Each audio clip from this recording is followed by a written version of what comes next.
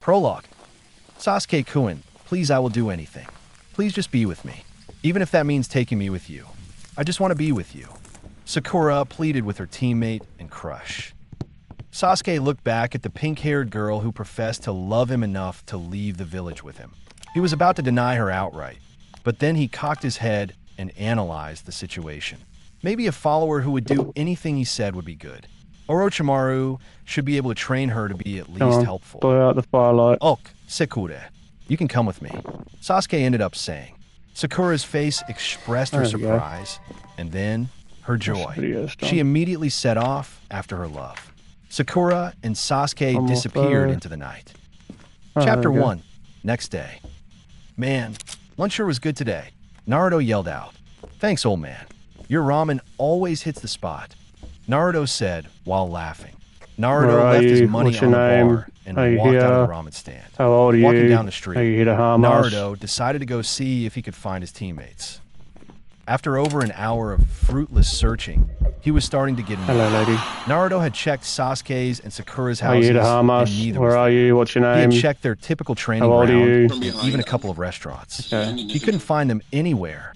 He finally got lucky and spotted Kakashi-sensei walking down the street, book in hand, of course. Hey, Kakashi-sensei, Naruto yelled out. Kakashi looked up to see his most unpredictable genin running towards him. Kakashi sighed, as that meant he would have to stop reading his Aika, and he just got done with that mission too. Kakashi-sensei, have you seen Sakura-chan or Sasuke? I mean, I already checked their houses and everything.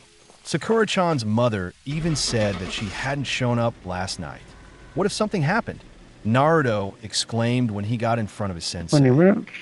Kakashi started giggling perversely as his mind went into overdrive at the information his genin just told him. Maybe Sasuke finally decided to sample the offering, he thought lewdly. Unfortunately for Kakashi's fantasies, he remembered Orochimaru's parting words to him. Sasuke-kun will come to me. He will come seeking power. Slightly concerned, but still hoping for a perverted ending, Kakashi decided to check at a couple of discreet places to see if he could round up his missing students. First, he had to deal with his other student who seemed to be jumping around everywhere. Oh yeah, I have been silent for like 2 minutes. That is way too long for Naruto to sit still. Kakashi thought with a sweat drop. Don't worry, Naruto. I will go search for them right away. Though, you might not like the outcome. With those wise words of forewarning, Kakashi went off to hopefully find his 2 genin. Naruto looked at his sensei's back in confusion. What the hell did that mean? Shaking his head at his strange sensei, Naruto went off to continue his search. There were still some places he had not checked yet after all. Hours later, Kakashi was starting to get extremely worried. Worried enough to go to Tsunade to find his missing students. He had searched hours without a sign of them anywhere. No one reported to having seen them since yesterday. As Naruto had said, Sakura's mother said that Sakura hadn't even come home last night.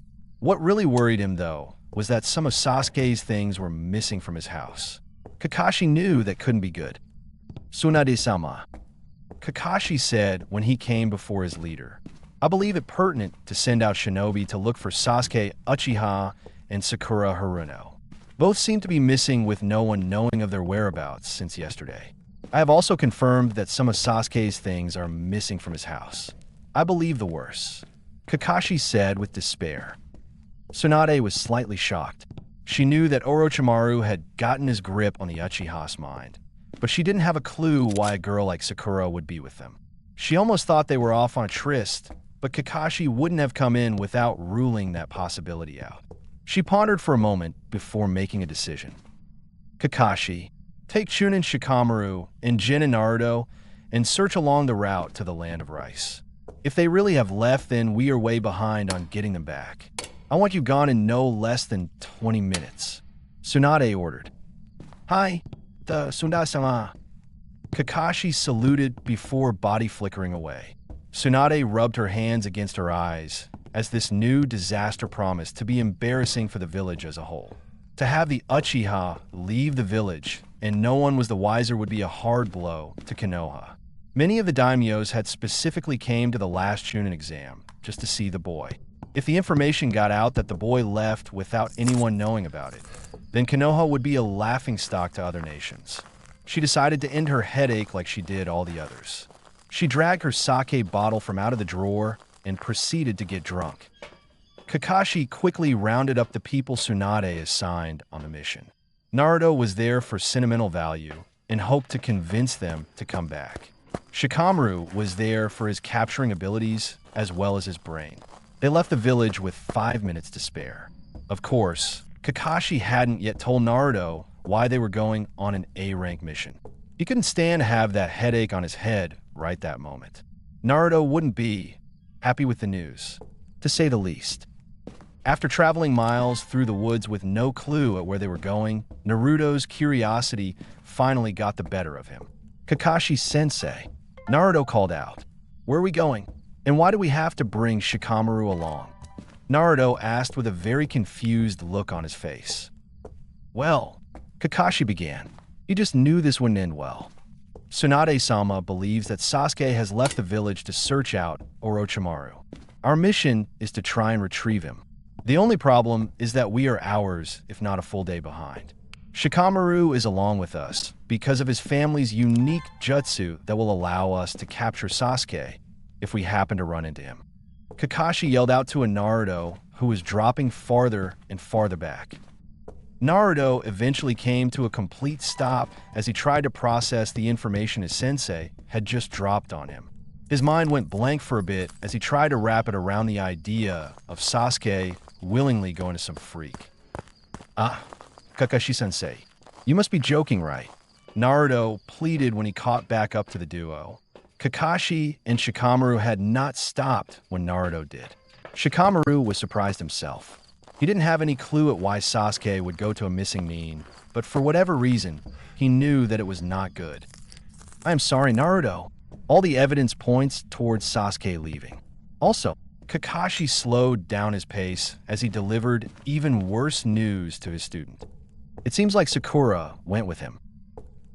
As soon as those words left his sensei's lips, Naruto's world crashed. His beloved Sakura-chan had followed the team to some freak. No, she couldn't have. "Kakashi-sensei, please stop kidding around." Naruto begged with tears in his eyes.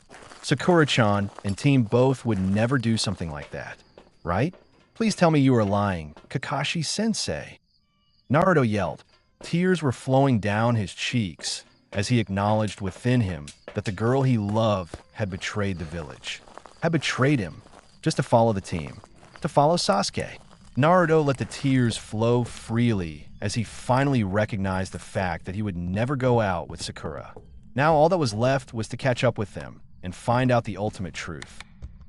Naruto suddenly sent a surplus of chakra to his legs as he sped up greatly. He was going to find the both of them, and Naruto really didn't know what he would do when he caught up with them. As he agonized over these thoughts, more and more red chakra was flowing around his legs. Naruto's speed went faster and faster. Shikamaru was stunned. To find out Sasuke had left the village was bad enough, but to find out that Sakura left with him, and they both went over to a missing mean from Konoha, if he heard that story on the street, he would laugh it off as a good joke. This situation was utterly ridiculous. Shikamaru couldn't wrap his head around the fact that Sakura was that enamored of Sasuke. The dude was a brooding bastard who hardly ever said a word. How any girl could betray everything they ever stood for that was beyond his understanding. "Naruto, slow down. We're setting a fast pace anyway. You don't need to burn extra chakra to go even faster and leave us both behind." Kakashi yelled out. By now, Naruto was already a good 100 yards ahead, and he seemed to just be pulling farther away. Kakashi sighed in frustration as Naruto paid absolutely no attention to his words. He pumped extra chakra into his legs as well, and just hoped that Shikamaru could keep up. The three sped off into the forest, hoping to find the duo before they passed the border. After an hour of extreme running, they got their answer. They were too late. When they finally reached the Valley of the End, the sight that greeted them was of Sakura and Sasuke, along with 4 others, standing on a statue of Madara Uchiha. The world which crashed earlier for Naruto was shattered. He had initially hoped that everything was a big misunderstanding, but now he could see the truth. Sasuke had left, and Sakura had followed. His Sakura-chan who he had always adored. His Sakura-chan who he had always admired. His Sakura-chan who he had professed his love to. All of that was betrayed. All of his love and admiration and care was betrayed. For him, Sasuke Uchiha. Sasuke, Naruto roared out, and it was a magnificent roar. Backed by the Kyuubi's chakra, what would normally be a loud yell was turned into the roar of a beast. An angry beast that wanted only one thing: revenge. Sasuke and Sakura looked back the way they had come in surprise. What confronted them was not an animal like they had first thought, but their sensei and teammate. Raising his eyebrow, Sasuke gave a condescending smirk at what he already considered his past. He was already beyond the losers of Konoha, what's your name? and he wouldn't let them take him back. He finally had the opportunity he had always wanted. He could finally achieve the power to kill his brother. How old are you? Shouldn't you losers be back in Konoha Are you here chasing to a harm kitten us? or something? How did you Sasuke die? asked condescendingly. Where Sakura, are you? at his side, How old are you? really just wanted to leave, as she wasn't 100% comfortable with leaving the village yet. That feeling had only been reinforced when she met the escort for their trip. They had thrown a lot of scorn at her for being useless. Sakura's eyes narrowed, though, at the thought of her Sasuke-kun. She would get strong. She would surpass everybody except Sasuke. She would be useful to her love. Sasuke, Sakura, get your freaking asses back here now. Naruto yelled out with rage. Shikamaru was slightly surprised. He had never seen Naruto this mad. He was kind of expecting Naruto to start either frothing at the mouth or just rush in and attack. Naruto must be really shaken up to be this mad. I wonder, though, what is with that red chakra that keeps gathering around him?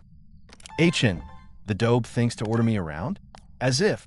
Sasuke yelled, I can finally get what I have always wanted. With Orochimaru's aid, I will finally get the power to destroy my brother. I will finally actually move forward instead of that stupid crawl I was moving at in Konoha. Sasuke ranted. I mean, look, I started out so much stronger than you, but you kept getting stronger and stronger while I gained nothing. Not anymore. I will finally gain the strength that has always been my right, and no one will stand in my way, Naruto. No one. Kakashi's eyes widened at the rant of his student. He winced in pain at the message, but he was honestly surprised at just how bad the boy had gotten. Konoha should have actually done something for the boy instead of the Sandames. It will take care of itself plan. Hindsight showed that that was the worst possible plan the village could have taken. Leaving Sasuke to himself after the massacre only ended up pushing him away from Konoha. Sasuke, Kakashi called out. He had to try even if he thought it would be hopeless. I'm sure the Hokage can forgive you and Sakura if you come back now. If you continue attempting to leave, though, I cannot guarantee what will happen. Kakashi warned. He really hoped that the two would give up without a fight, but he seriously doubted it would happen. The four with him also gave him pause. Orochimaru would only have sent his best. It also didn't help that Orochimaru's people looked perfectly rested, while Shikamaru was probably almost out of chakra from the forced run here. Go tell your precious Hokage that we probably won't meet again. I'm following my own path now, not Konoha's. Sakura has elected to join me. Any last words to our past, Sakura? Sasuke asked to his teammate. Sakura looked at the two people she had come to finally care about. She then looked to Sasuke, who was her only love. She had told him she would do anything. She was going to follow that promise to the end. Kakashi, Naruto Baka. Sakura yelled out. This actually feels pretty good. I never knew talking down to people that had authoritative privileges over you at one point in life was so much fun. I'm going to become powerful as well. Next time we meet, if we do, Sasuke won't be the only powerful person. I will be a shinobi that will put fear into the hearts of others through my mere presence. Later, losers. Sasuke had to laugh at the looks on everyone's faces. He knew that he made the right call in bringing Sakura along. She was totally devoted to him, and she was totally devoted to strength. She could become a real asset later when he hunted his brother. She also had a unique way with words. All 6 suddenly left the statue they had been standing on and disappeared into Rice Country. Shikamaru saw Naruto fall to his knees as the boys started sobbing. Then Kakashi came behind him and put his hand on Naruto's shoulder. Shikamaru could make out what appeared to be tears flowing from his eyes as well. A team was torn beyond all recognition. The last words between people who had become almost family were words of hate and scorn. Kakashi, who had problems in his past, and Naruto, who had problems throughout his life, were both left reeling as their bonds with Sakura and Sasuke were broken so easily by the duo. All the teamwork principles Kakashi had taught, abandoned. All the camaraderie between them, broken. Naruto and Kakashi's world shattered. They left the valley of the end broken. What would come from this breaking would alter everything. Shikamaru could only look on at his friend's pain because ultimately they had arrived too late. Sasuke and Sakura were already gone from Konoha territory, and they had already torn Konoha from their hearts. /N. Little angst this chapter, but don't worry. It's chapter 2, Moping and Leaving. A week had passed since Sasuke and Sakura had left. A week of laying in bed and thinking of all the things they had done together, reflecting on where it had all gone wrong. Naruto was glad of the food baskets that were left at his door by Shikamaru and Shoji, or he honestly might not have eaten at all. Naruto was trying to literally rethink his whole life because obviously he had done something wrong. The one thing that Naruto had absolutely concluded was that he was too weak. He had to get stronger. Naruto didn't really understand what he was going to do, but the second thing he concluded was that he was going to beat the shit out of Sasuke and Sakura. Whether he would attempt to bring them back to Konoha was very questionable. The thought of just killing them actually crossed his mind. If anyone knew that Naruto thought of killing someone, they would immediately laugh. They would say that Naruto doesn't even know what killing meant. They would be dead wrong. The shattering of his world and the breaking of everything he thought he knew had really changed Naruto. The personal betrayal of Sakura to follow Sasuke. Naruto's teeth started grinding at just the thought of it. Really put the betrayal of the village by both of them into perspective. The girl he loved spat on him. It was as easy as that. She had not only spat on him, but she had spat on her parents, friends, and every soul that depended her inside of Konoha. Sasuke had done the same. Ninja were supposed to protect their village and the citizens of said village. Ninja were supposed to protect their fellow ninja. Ninja were supposed to protect the lives of the innocent. Sakura and Sasuke ignored all of that to go to a freak who had been caught killing and experimenting on the people he was supposed to protect.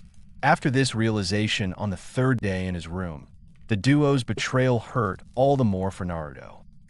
Naruto was trying to put the pieces back together on his life.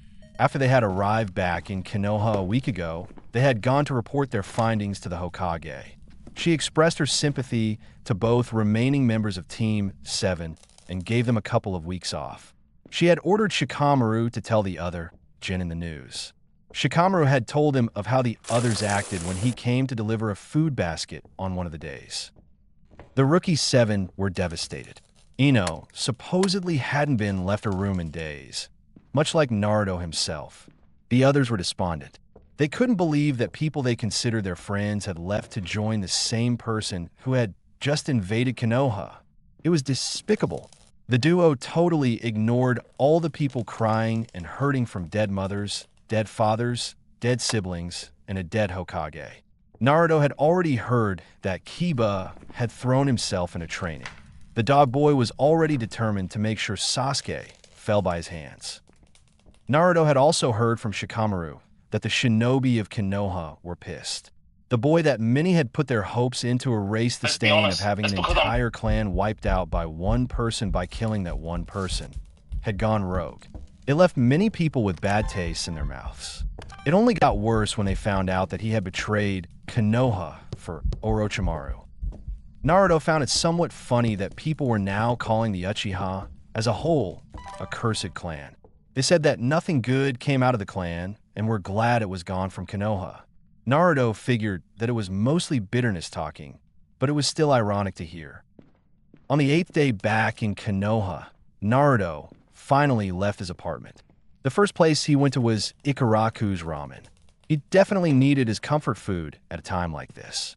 Walking the streets to the ramen stand, Naruto got the feeling that something was different within the populace of Konoha. He just couldn't put his finger on it, though. He banished it from his mind when he arrived at the ramen stand. Going in and sitting quietly wasn't his usual style, but he couldn't work up the enthusiasm to put on a big smile for the owner. Naruto quietly told Ayam to keep the bowls coming. He was in the mood for a binge. Fucking parabolic already. After his 7th bowl of ramen, a small smile appeared on his face. After his 10th, the smile grew larger. After his 13th and last bowl, the smile was at its usual wattage as Naruto had shoved all thoughts of Sasuke and Sakura from his mind to enjoy the greatness of ramen. Naruto pondered thoughtfully that ramen could easily be used in torture. Deny people ramen, and they would flock to tell all they knew. What Naruto himself didn't realize was just how much damage the betrayal of the duo had left on his mind. He was thinking of using ramen in torture for God's sake. The thought of killing the duo was also very prevalent in his thoughts. Naruto passed all this up as just a common occurrence, but was it really? Leaving the ramen stand, Naruto ran into the one man he had wanted to find. Leaning against a pole that helped support the stand was Jiraiya, one of the members of the Sannin, said to equal, if not surpass, Orochimaru. Naruto knew that if he ever wanted to take on Sasuke or Sakura, he would need the teachings of someone powerful. Jiraiya was that guy. Ero Sannin, Naruto said softly when he stopped in front of the man. Please take me on as your apprentice. Teach me, please. Naruto asked with all the courtesy he could muster. Jiraiya looked at the young boy who had been a loudmouth just a couple weeks ago. Now Jiraiya did not know what way Naruto would go. It seemed that the betrayal of his friends had done what war could not. It had changed him. Jiraiya wondered if Naruto would ever smile and laugh with all his heart again. Jiraiya, himself, knew what it felt like to be betrayed. It still hurt him to this day. Naruto, I know how you feel. Jiraiya started. Orochimaru was once my best friend. My brother. We had worked together for years. When he betrayed Konoha, it was like my heart was shattered. Jiraiya stopped to collect his thoughts. He wanted Naruto to see just how close their situations were. I tried to bring him back, you know. How I tried. Sadly, nothing worked. Sighing, Jiraiya looked at the Hokage mountain. When he continued, his voice was even quieter. Orochimaru disappeared for a few years, and the next time I saw him, he tried to kill me. Me, his best friend, Snort, or so I thought at least. It took me a few more years after that to realize that Orochimaru had no friends anymore. The only thing that interested him was power and jutsu. Jiraiya turned to look at the boy he would call his apprentice. Naruto, the pain you feel at their betrayal is probably worse than mine when Orochimaru betrayed me. Unlike me, both of your teammates betrayed Konoha, but more importantly, they betrayed you. It hurts, doesn't it, Naruto? The pain of shattered bonds. People who were once friend, once family, gone by their own will. It hurts. Jiraiya put his hands on Naruto's shoulders. He looked him directly in the eye before continuing. Fuck that shit. The question is, what will you do with that pain? Will you lash out? Will you betray others? Or will you turn that pain into power? Will you work day in and day out to become stronger? His voice gaining strength and power, Jiraiya continued with passion. Yes, you will not give in to that pain. You will not give in to that hurt. You will overcome it, and you will get stronger, and stronger and stronger. Nothing limits you, Naruto Uzumaki. Become the best. Take this pain as a lesson. Take these feelings and never let them come into your life again because you're so damn powerful. Who would betray you? Naruto looked at the man in front of him. Tears in his eyes, smile on his face, Naruto looked at the man in front of him. Ero Sennin, you truly are an amazing person. One day, I want to be as powerful as you. I will take your advice, and I will use this experience to help me along. I will not stop, and I will not let up. I will become strong, no matter what. Naruto hugged his new sensei. Ero Sennin, thank you. Naruto whispered while giving the man the biggest smile and hug he possibly could. Jiraiya just smiled. This was truly a feeling he had been missing most of his life. The feeling of being hugged by one who could be considered a son. Jiraiya knew he hadn't been hugged like that since Minato was 13 and had just seen his first taste of death. Jiraiya's words that day had quite possibly set Minato onto the path of greatness, just as he hoped his words this day would set Naruto onto the path of greatness. Pulling Naruto back out to arm's length, Jiraiya gave the kid a once-over. Nodding his head, he started laughing. "Oh, good. Time for some training. I want you to go pack what you will need for an extended absence from Konoha. You and I are going on a training trip." Jiraiya yelled proudly. "We will be gone a couple of years. About 2.5 to be exact. Over those years, I promise you that I will turn you into one of the strongest shinobi Konoha has ever seen. Just you wait, Brad," Jiraiya said happily. "Meet me at the gate in an hour ready to go." Smiling happily, Jiraiya walked off to make sure all the small details were taken care of with Tsunade. Naruto rushed back to his apartment with a smile on his face. Ero Sennin was a true inspiration.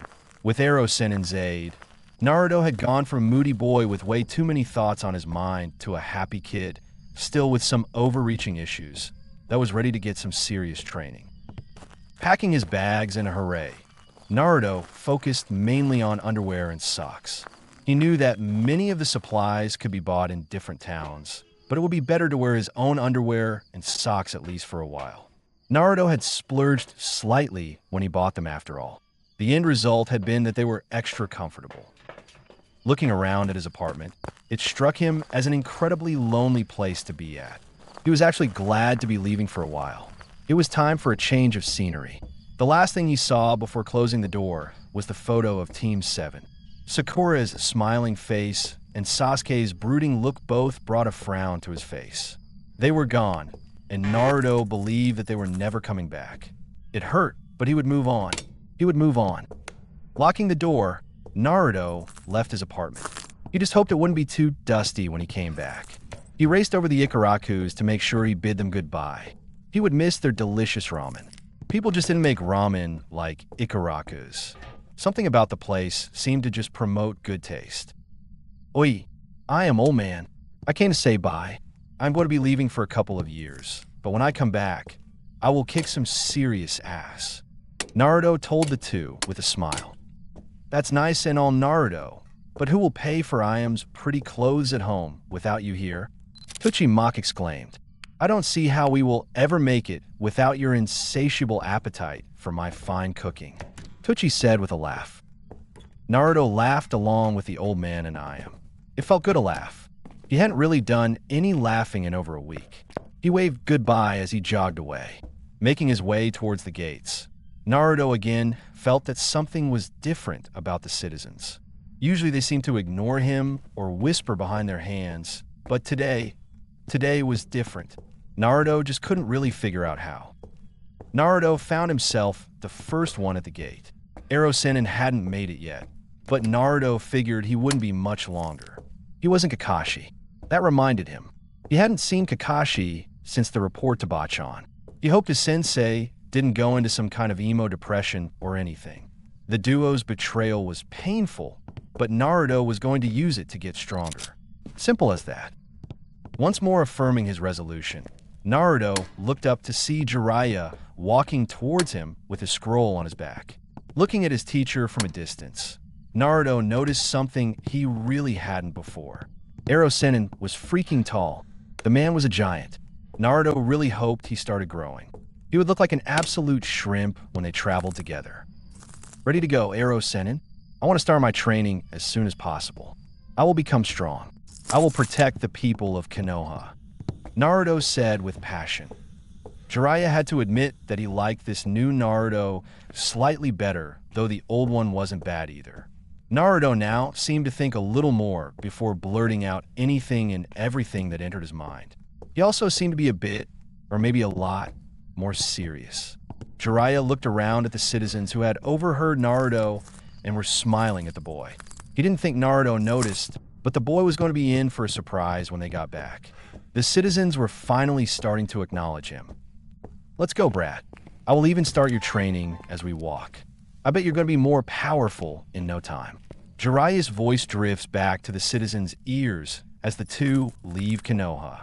It wasn't for another couple of minutes until their backs, one giant-sized and one shrimp-sized, disappeared from view. With Kakashi. Kakashi was in his house, curled up in bed. He hadn't left since he got back. Cradling his knees in his hands, he was just rocking backwards and forwards. If anyone was around, they would hear the words, "I am a bad sensei. I am a bad sensei," repeated over and over and over. Kakashi was having some slight problems. It would take him the full 2 weeks Tsunade had given him off to break out his funk. Once he finally broke out, he realized that being emo wouldn't really help the situation at all. Kakashi eventually decided, with the help of a nice, cheap psychiatrist, that becoming even stronger would be the best thing that he could do for himself at the time. Kakashi went into training with a vengeance. He was going to get his students back if it killed him. Back with Naruto and Jiraiya. Naruto grinned happily as they were walking down the road. Ero Sennin truly knew how to put him in a good mood. Naruto was determined. The time spent on this training trip would truly define him. He was going to create, adapt, and flat-out copy, with his own little flair, of course, any jutsu as he thought would truly help him. He was going to become so fast and good that he would leave Sasuke in the dust. Nothing would be able to stop him. He was Naruto Uzumaki, damn it. Future Hokage. And when he got his hands on Sasuke and Sakura, they better start praying because, in him, they would find no mercy. Chapter 3. Training begins. Miles outside of Konoha, 2 men were walking. Well, it would be better to say 1 man and 1 small child. Naruto Uzumaki had just started the first training exercise his sensei had given him.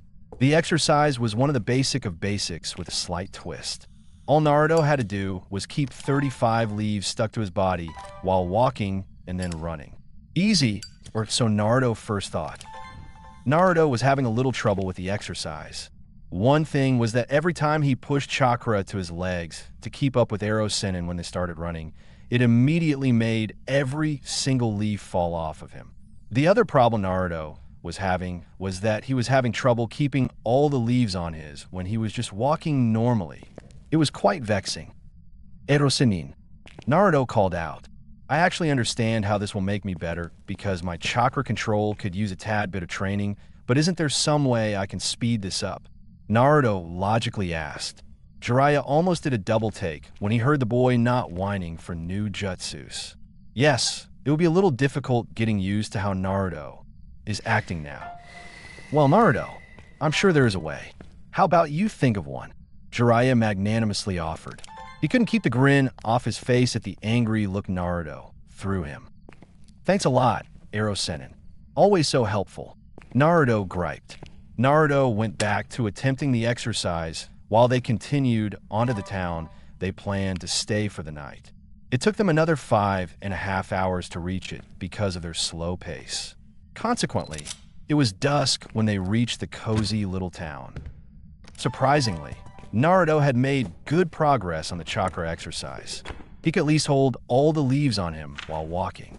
Many still fell off, though, when he started applying chakra to different parts of his body in large quantities. Getting into their room for the night, Jiraiya decided to run over the training schedule he planned for Naruto to learn over the years with him. Pulling out his notebook, previously used for his porn ideas, Jiraiya went over all his notes before sitting down. He gestured for Naruto to sit across from him on the opposite bed.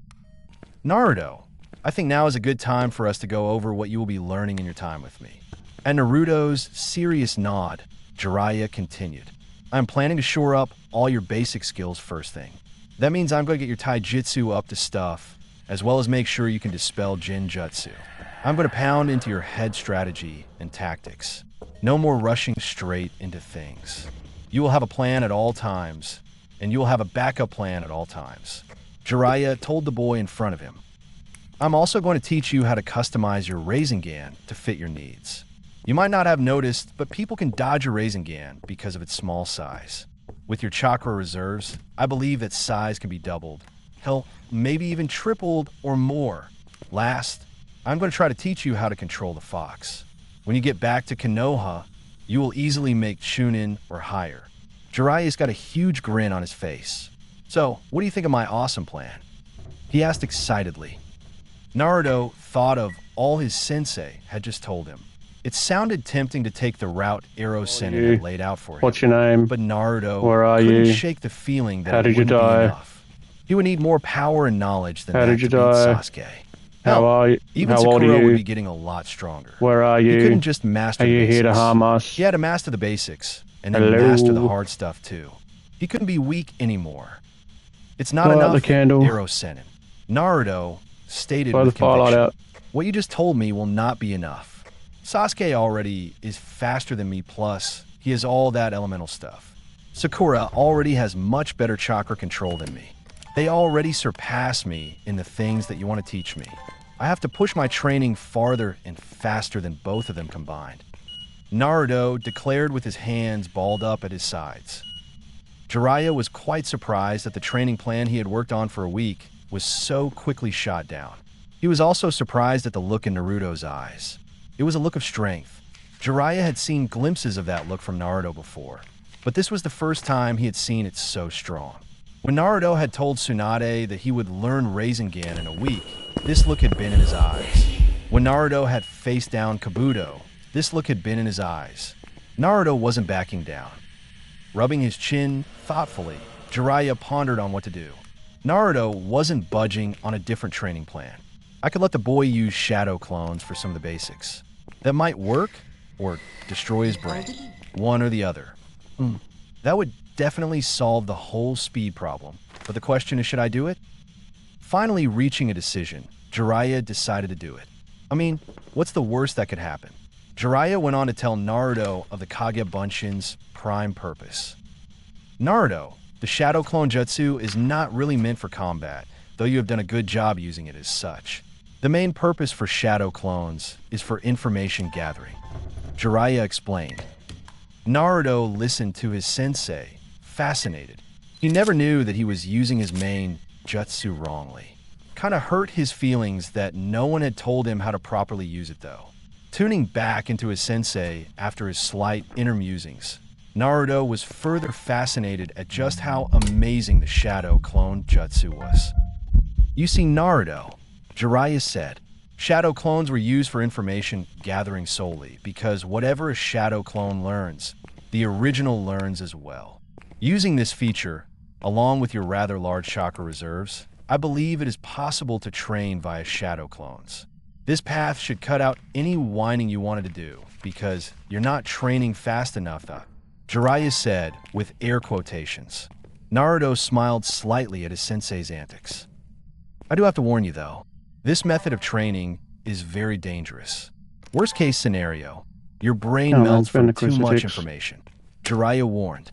That's why the number of clones you use will be limited until I deem you ready for more. You are never to use this method while I am not with you. You understand, Naruto? Jiraiya asked in all seriousness. Who knew what would happen if the kid decided to send 1,000 clones to a library with each one getting a different book? Jiraiya shuddered slightly at the horror of that image. Understand, Ero Sennin. Naruto whispered softly. Naruto did understand. Ero Sennin was trying to help him get stronger. If the method of doing so happened to be dangerous, then that was the price to pay for power. Naruto was determined to gain power no matter the cost. Ero Sennin, I also think some of those elemental jutsus would be really good for me to learn. Those, along with a great increase in speed, should greatly help me. Naruto said. Then a complicated look came over his face. I am not sure, Naruto started, what exactly I am going to do to Sasuke and Sakura. Stopping and taking a deep breath, Naruto continued, but I know it will not be good. They betrayed everyone, and that I will never forgive. Naruto got off the bed and started pacing. I will become stronger. This I promise. Using that strength, I will protect Konoha. If someone betrays it, I will destroy them. This is my new Nindo, a Nindo of protection, a Nindo to stop betrayal. And if I have to do that by making an example of previous betrayers, then I will do so. I will do so. Yeah, man. When I Chuck become me a follow and we'll Hokage, definitely I will play create a together. Konoha so powerful that no one Feel like will not a ever bot or nothing, betray are you? her. Naruto You don't told sound his like a bot. sensei with no wavering in his voice and no wavering in his heart. He was committed. Jiraiya looked at the boy in front of him. The same boy who had been a loudmouth prankster only months ago. The same boy who had previously proclaimed his desire to be Hokage for acknowledgement. This boy was now seeing the true ninja world.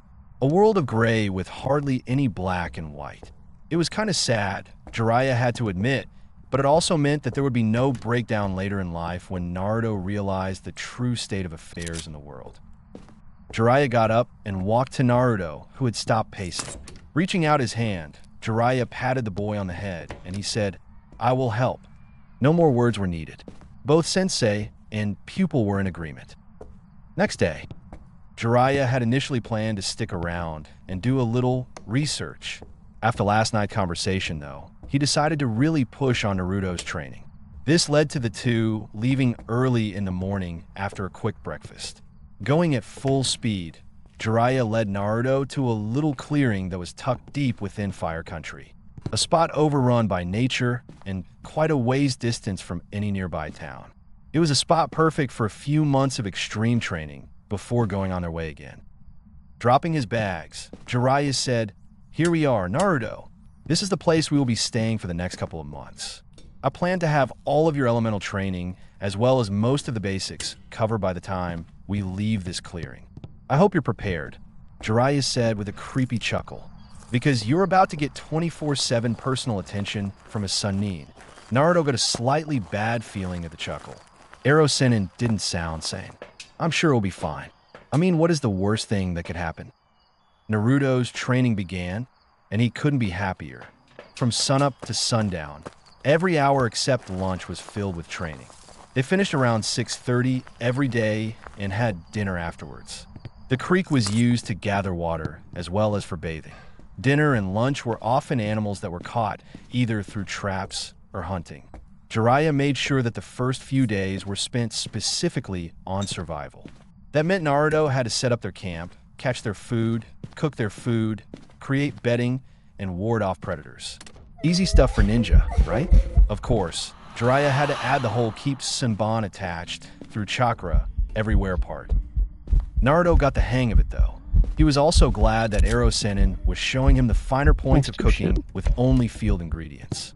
How this leaf did that, and that leaf tasted like this were only a few parts of the intricacy of field cooking. After the whole crash course on everything survival lasting 3 days, Jiraiya had Naruto summon 10 clones on the 4th morning. 2 clones were assigned each topic Jiraiya wanted to go over. One set of clones went over tactics in battle. Another set went over strategy in war times and peace. Another went over economics, while yet another went over chakra control. The last set of clones was assigned to learning basic knowledge on anything Jiraiya thought of at the time. Of course, Jiraiya had his own clones teach Naruto's clones, while Jiraiya personally pounded physical training into Naruto. Sit-ups, push-ups, squats, running, pull-ups, taijutsu, muscles, and speed were all done by the originals. All day long, the sounds of physical exertion could be heard from the clearing. The only time they stopped was during infrequent water breaks. Jiraiya was determined to get Naruto to a basis of low chunin within a month. Knowledge, power, speed, and ability were all wanted within a month. Jiraiya and Naruto were both intent on this goal. Jiraiya was very insistent on a better taijutsu for Naruto. He explained his reasoning on the 6th night. "Naruto, your shadow clones are very versatile. If you learn how to hinge them at the right times, you would automatically be very dangerous. If you set up a trap with hinged clones before the enemy even arrived, I don't see how you couldn't take down most people. That is why I am teaching you how to better incorporate your shadow clones into your taijutsu." Jiraiya got an excited grin on his face before continuing. I mean, think of it. You could hinge into weapons or pieces of the landscape that could fool even the most observant ninja. Of course, you would have to be on the lookout for sensor-type ninja, but those are decently rare. Hell, with your reserves and intuition, I wouldn't put animals outside your reach. Learning how to hinge into multitude of animals would surely take enemy ninja by surprise. Hello, Jiraiya Mr. Ghost, told an excited-looking Naruto while chewing on a bird breast. I never thought of any of that, Erosenin. Most of that sounds really cool thought. Naruto told the man with an animated grin. Jiraiya was glad to see Naruto so excited. The times the boy truly got happy nowadays weren't very often. I am your sensei after all. I do have to think of what to train you. Jiraiya replied with a smile. What I just listed were mainly trap purposes. You also have to consider creating shadow clones to block attacks. Creating clones to help you dodge an attack, especially in the air. Creating clones behind the enemies. I have personally seen you create hundreds of clones scattered throughout an area, and some are 50 feet or more from you. By the time you leave me in a couple of years, I will have you creating one clone 50 feet away from you. I'm sure that any of these applications will be very helpful in combat. Jiraiya then pointed to Naruto, who was seated across the fire from him. Jutsu are nice. The more you have, usually the more versatile you are. But there are some jutsu that the deeper you dig, the more you find. Kage Bunshin is one such jutsu. Now, Jiraiya shouted while getting up. Let's get to sleep, he said with a smile. Naruto, sweat dropped at the scene. What was the point of yelling like that to just go to sleep? The month passed quickly for Naruto. All day every day was spent training. He would make breakfast in the morning, eat, summon a clone to hunt for lunch and supper, summon 10 other clones to go off with Jiraiya's clones, train with Jiraiya. This included anything from getting the crap beat out of him to just working on muscle strength, eat lunch, train more, eat dinner, sleep. It was fun. The second month came along, and Jiraiya was proud to say that Naruto's physical abilities were all at least at low Chunin level. His trap abilities, though, Jiraiya just had to shake his head. Naruto seemed to take to traps like Uchiha did to fire jutsu. Easily. I guess it is a holdover from his pranking days. Jiraiya decided to start what he wanted to teach Naruto for the second month. All that was left to do was have the kid discover his elemental affinity. Good thing I have some chakra paper for seal work, or I could have been in a slight bit of trouble. Jiraiya went over to his bags, which he had hardly touched since they arrived, and searched through them until he got what he wanted. Pulling the chakra paper out, Jiraiya called Naruto over from finishing up his breakfast. Ok, Naruto, we're going to be doing things differently this month. I think you're around a low Chunin in physical ability. Of course, with your high jutsu level, you could probably take on high-level Chunin. Using the fox, you could probably fight off Jounin. None of that is the point, though. Naruto snorted at hearing that. It was really easy to get Erosenin off subject, and that was with no girls in sight. Sad. What I was saying was that this month will be devoted solely to elemental affinity with some physical training as well. Jiraiya clarified. To learn your affinity, I brought you some high-quality chakra paper. Enjoy, he said with a smile. Naruto looked at his sensei for a second before shaking his head. The man could be really absent-minded at times. Does he actually think I have any clue what he is talking about? I can guess what elemental affinity is, but what are they specifically? Stupid Erosenin. Erosenin. You mind explaining to me just what the hell you were talking about? Naruto asked in exasperation. Jiraiya's eyes widened a little. He had completely forgotten that Naruto was still not very knowledgeable about a lot of things. Naruto's new demeanor really gave off the feeling of some intelligence. Jiraiya was already forgetting that the Naruto from a month ago had absolutely no intelligence. The Naruto in front of him was already turning into a competent shinobi. Jiraiya was quite proud. Whoops, sorry, Jiraiya said while rubbing the back of his head in embarrassment. Elemental affinity is something that everyone has. It is either fire, water, earth, lightning, or wind. You will find it much easier to learn jutsu of your specific element. That is not to say that you can't learn other jutsu, just that it will be harder. Jiraiya then started expounding on the elements and chakra paper. You see each element has a weakness and a strength over a different element. The chakra paper comes into the picture when a shinobi wants to learn what their element is. All you have to do is push your chakra into the paper, and the paper will do one of 5 things. Fire burns, water wets, earth turns to dirt, lightning crumples, and wind cuts. Here you go. Jiraiya handed Naruto the paper he had got out. Naruto took the paper with slight trepidation. He really didn't want some weak element or fire. He had seen enough fire from Sasuke. Placing his chakra into the paper, Naruto waited for the paper to react. Dunda, dunda, dunda. His heartbeat seemed to fill his ears. Finally, the paper reacted. It was wind. Is wind good?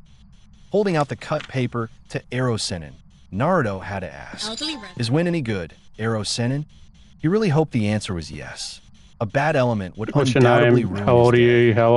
Jiraiya smiled at his How old are you? He really wanted to leave Naruto alone. How did you die? But he figured it would be too mean. How did you die? The things I do for kids. Are you French? Shakes his head. The wind element is sometimes called the battle element. What's your name? So how old are you? I figure that it is perfect. How did you die? Just remember that wind cuts. Are you here to harm us? That is what it does. Speak it is to your me. responsibility to determine what it cuts and how it cuts.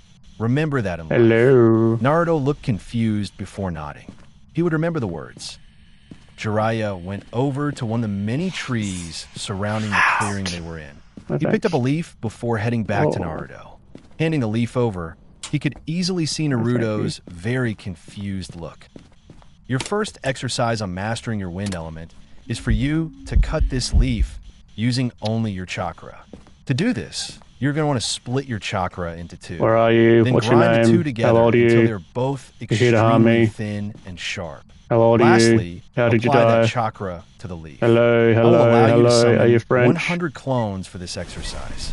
Let us hope you can get in a week where we can move on to the second exercise. Begin. Jiraiya stated calmly before walking back over to the remains of breakfast.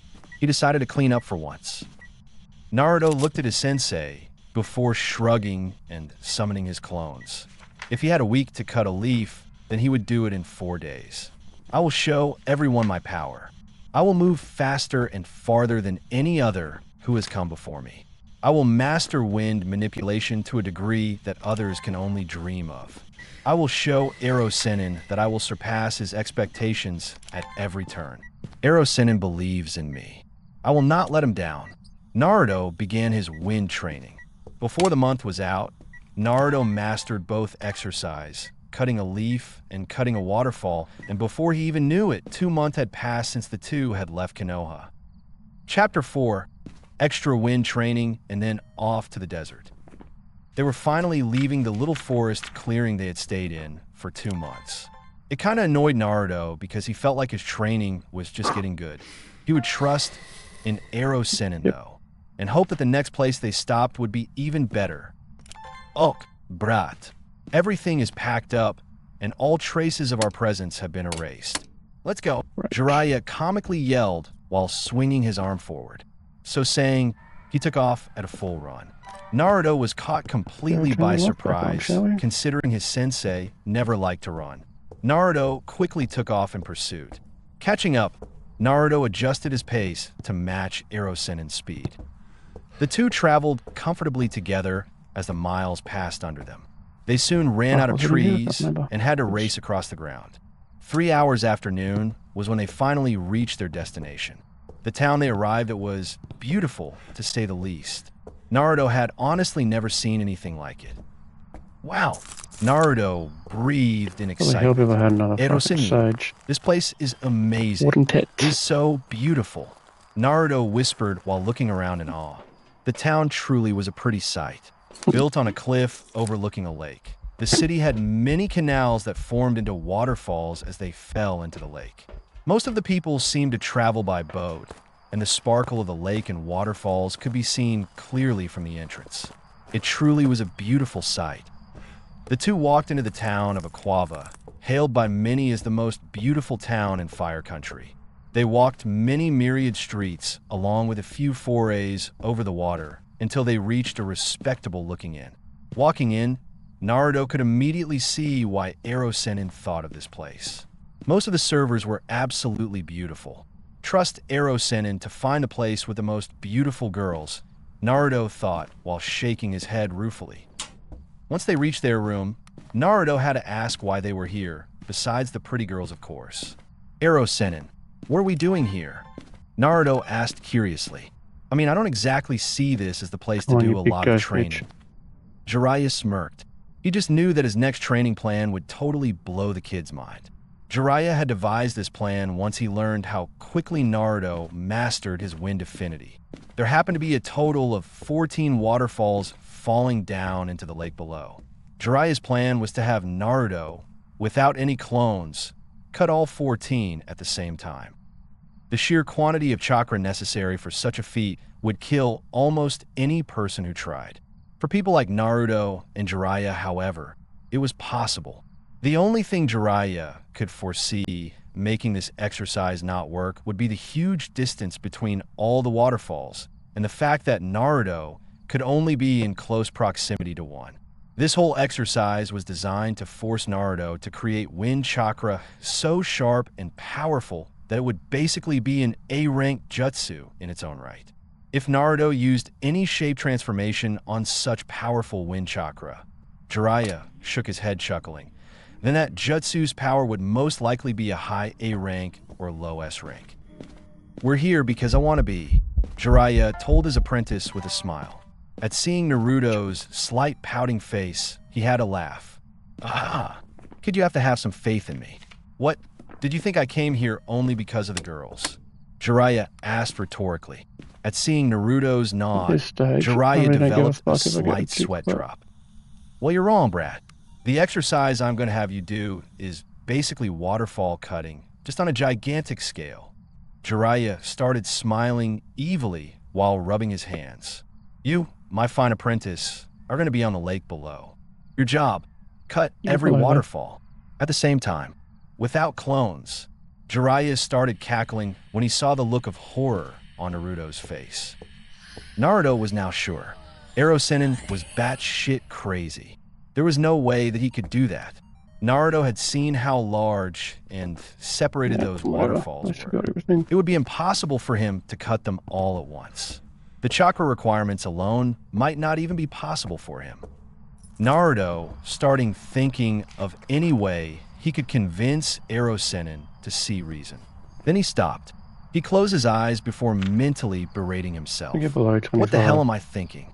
This is the perfect opportunity. This can easily be my first step in showing Ero Sennin just how powerful I will become in wind. This will be my first step to truly becoming stronger. I will master this exercise in no time. Naruto opened his eyes to give his sensei his answer. Jiraiya was moderately surprised, though he really shouldn't have been, at the resolve he saw in Naruto's eyes. Naruto was ready to start trying to cut all those waterfalls. I guess I should give it to the kid. I mean, hell, I wasn't really expecting him to be on board with this. I mean, he would have good reason to not do it. I was drunk when I thought of this training. Jiraiya thought with an inner embarrassed chuckle. I am ready, Ero Sennin. Time to take my wind affinity to the next level. Naruto shouted out. There's still some daylight left, so let's get our butts down there and start training. Naruto then ran out of the hotel, heading towards the edge of the city. Jiraiya sighed. He had forgotten just how time-consuming it was to have an apprentice. Jiraiya slowly followed after his student with his head hanging. He had so been looking forward to making nice with all the ladies too. Naruto arrived at the edge of the city with Ero Sennin nowhere in sight. Looking down at his task, Naruto gulped. That's one damn big waterfall, and I have to cut all 14 at the same time? Naruto whistled. No time like the present, I guess. So, thinking, Naruto jumped down to the water below. Cushioning his impact with chakra, he immediately sent more chakra to his feet to stay atop the water. I guess I should summon one clone per waterfall and try to work my way down from there. Naruto mused out loud, putting action to his words. Naruto summoned 13 clones, while he did the last one by himself. Once all the clones were in position, Naruto signaled the start of the exercise. It took only a few minutes for each clone to get warmed up and split their waterfall, but none of them could figure out how to extend their reach to include the others. Naruto sighed at seeing the result. He was just glad he had already learned how to split waterfalls, or he really would have had a hernia when Ero Sennin had told him about this training exercise. Naruto quickly dismissed the clones when he could tell that they weren't getting anywhere on solving the problem. Taking in their experience, Naruto sat down to meditate on a way to split all waterfalls at the same time. Diminishing the number of clones until only the original remained didn't seem to be the way to go. That would only leave for Naruto himself to keep increasing the chakra and quality of his wind cutting until all waterfalls were cut. Naruto bit his tongue, perturbed. To take that path would require a long time. Shaking his head ruefully. Well, that's why it's called a training trip, I guess. Naruto began again. This time he was by himself, in front of the waterfall that was the closest to another. Summoning his chakra to his hands, Naruto began splitting it apart and then grinding it together. Satisfied that his chakra was suitably turned into wind chakra, he placed his hands before the waterfall. Naruto pushed the gathered chakra in his hands towards the waterfall. It cut through it. Keeping the chakra flowing, Naruto tried to extend the reach by gathering more chakra and turning that into wind chakra as well. Pushing past his limits, Naruto could see that his idea worked, sorta. He could see that the other waterfall was cut, but barely any of it was being cut. Jiraiya looked down on his student from the top of the cliff. He had to hand it to the boy. Naruto was seriously trying to cut 14 waterfalls at once. Naruto was also finding out the difficulty of extending chakra away from the body at great distances. It didn't help that this whole exercise was just a nature manipulation with no hand signs or any other aid to help make the chakra extend farther. Everything was totally dependent on Naruto's skill with wind chakra. Jiraiya just hoped the kid could do it. Hell, Jiraiya knew that he sure couldn't do this exercise. Jiraiya watched until the sun went down. He was going to call it a day when he noticed that Naruto was basically asleep on his feet. Another, tapping his head while pondering the right word. Advantage of this training was the huge chakra cost. Naruto's reserves would probably be even larger as he continued trying to get this exercise down. Naruto's control of his chakra would also be much higher after all this. It was like two birds with one stone. I am such a genius. Jiraiya congratulated himself. Naruto woke up the next morning in bed at the inn they were staying at. He had no remembrance of coming back here, so he figured that Ero Sennin must have brought him back after he collapsed from his training. Shrugging it off, Naruto ran down to get some breakfast. He couldn't wait to get back to training. Arriving in the dining room, Naruto saw that his sensei was already pigging out on the food. After observing basic manners, Naruto too began eating. Finishing as quickly as possible, Naruto was about to run out the door before Ero Sennin called him back. Brat, make sure to leave 10 clones here. We can't have you slacking off in other areas while you practice your wind affinity, can we? Jiraiya asked with much enthusiasm. Naruto's eyes widened for a second until he started smiling as well. Yes, he was going to gain much skill in wind chakra, but he was also going to be getting stronger in other areas at the same time. He really loved shadow clones. 2 months, 1 week later. Ha ha ha. Naruto panted. He had a smile. He had finally done it. After a full day of trying, he had finally done it, cutting 14 waterfalls at the same time by himself. Complete, breathing in and out deeply to catch his breath. Naruto looked to his side to see Ero Sennin walking up to him. He was clapping. Well done, Brad. Jiraiya called out. You finally did it. I have to admit to being slightly impressed. Jiraiya praised. Naruto smiled up at his sensei. Ero Sennin didn't give out praise lightly. The man was a wonder to be around, but praise was always well-deserved with him. That's why it was always a joy to be Ero Sennin's student. Thanks, Ero Sennin. Now we can move on to my next training, right? Naruto asked curiously. He had to admit to being glad that he could cut something like 14 waterfalls at the same time, but he wasn't exactly sure how that would help him when it came time for a real fight. But first, Jiraiya yelled in excitement. You have to realize what this training was for. I want you to come up with your own jutsu using the wind manipulation you just learned. You come up with the idea. I will teach you the necessary shape manipulation if it is needed. Though I should also say that the Rasengan is the ultimate shape manipulation. It is also an incomplete jutsu. If you added your wind chakra to the Rasengan, Jiraiya tempted. Naruto snorted at his sensei's obvious hinting. What Ero Sennin was mentioning wasn't a bad idea. It just wasn't what his recent training needed. Naruto knew that he had been training his wind affinity for long distances. The Rasengan wasn't a long-distance shape manipulation.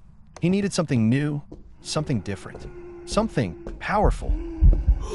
That could work, Naruto thought excitedly as the perfect idea came to mind.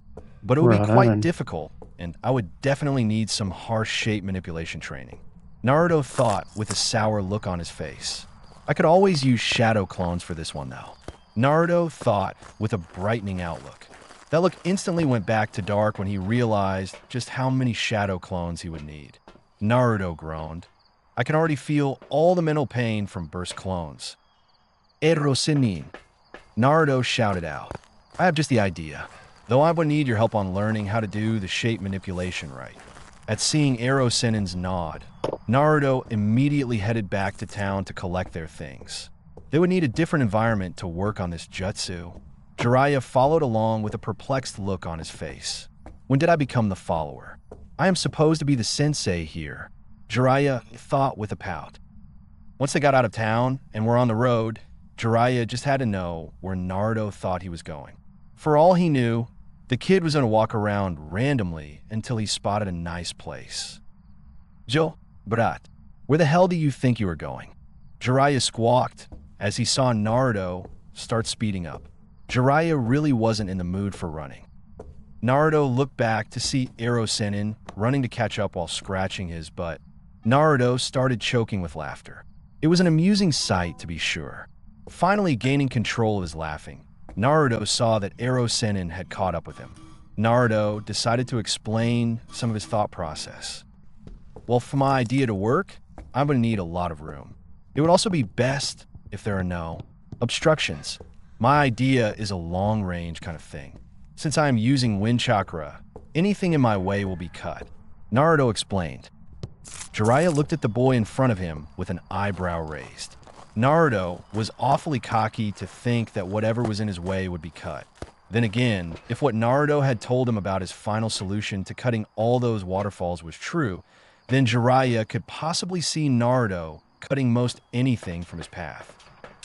Naruto had ultimately decided that he literally couldn't cut all 14 waterfalls at once with his current level of wind molding. That was why Naruto decided to go back to the basics of molding wind chakra. Naruto theorized that if he could make the quality of wind chakra better, it would be easier to cut everything. It turned out that the boy was right. Naruto had worked long weeks on getting his chakra to grind together to a finer and finer line until finally he unleashed his result. It was quite a disturbing scene as Naruto was using around 800 clones, all of which were sitting down and focusing only on wind manipulation. Jiraiya would have sworn that he would never, ever see Naruto Uzumaki still like that for such a long time. To see 800 of him doing it, scary. Sounds like the desert will be a good place for you, Brad. What say we head to Suna? If my recent informants are right, then you will be getting quite the surprise when he arrived there, Jiraiya said with a secretive grin. Naruto narrowed his eyes as he stared down his sensei. Ero Sennin wasn't talking though, so he eventually gave up trying to stare him down. It always annoyed him when Ero Sennin decided to get all hush-hush. Sighing, Naruto continued walking. The desert of Suna sounded just as good as any other place. At least there, he would be able to visit Gaara. Master and pupils sauntered off to the desert. 6 days later, Naruto had to concede his idea to go to the desert. Bad idea. It was freaking hot in the desert. Not only that, Naruto was definitely not wearing the right kind of clothes to be traveling in over 100 degrees heat. That was why he had already gotten rid of the upper part of his orange jumpsuit. The annoying thing was that Ero Sennin had thought Naruto was keeping up with it, while Naruto thought Ero Sennin was keeping up with it. The end result was that there was no more top to the orange jumpsuit. Naruto was stuck in his orange pants and a black shirt. Let's not forget, Naruto grumbled to himself. Ero Sennin just had to completely bypass Suna and take us deep into the desert. We're in the middle of freaking nowhere, Ero Sennin. Naruto suddenly shouted, "I thought we would at least go to Sunagakure and visit Gaara." Jiraiya looked back at his suffering pupil. He smiled. The brat wanted to go to the desert. Well, he damn well was going to give him the desert. Before Jiraiya even thought about taking him back to civilization, Naruto was going to have a whole new level of physical fitness. Toot, Naruto. You didn't want to come to the desert to work on your jutsu, remember? Jiraiya asked sweetly. Naruto was going to kill him. He could already see Bachan's reaction. "Where is that pervert?" she would say. I would reply, "I killed him." She would look shocked and then ask why. "He annoyed me," would be my perfectly logical. She would go into deep thought for a second, and then look up and say, "Perfectly understandable." Yes, Naruto could see it all now. He started laughing maniacally. Jiraiya became slightly scared from the evil laughing Naruto was doing. The boy really needed to tone down the whole bad guy vibe he had going. Oh well, I can always beat it out of him out here. Jiraiya developed his own evil laugh. "Ok, Naruto, we are here," Jiraiya exclaimed while thrusting his arms outward. Naruto looked and looked, but all he saw was sand. He did not like where this was going. For the next couple of months, we were going to be camping right here. While your clones are doing whatever shape manipulation you want to learn, you and I will be doing a totally insane workout schedule. Jiraiya said with a smile. Naruto really did not like where this was going. Of course, in this heat, it would be totally understandable that any exercise you do will tire you out more than you're used to. I promise you right here and now, anytime you drop from exhaustion, I will immediately double whatever we are doing at the time. Jiraiya warned. Hey, he was a nice guy. He at least gave the boy warning. Naruto looked at his sensei. He looked at him some more. A little more. Then he looked out at their new training area. Then back to his sensei, who was still smiling. He leaked a few tears before bowing his head in imagined pain.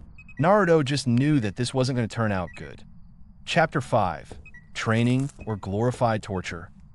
2 months in. 2 glorious months of physical training in a freaking desert.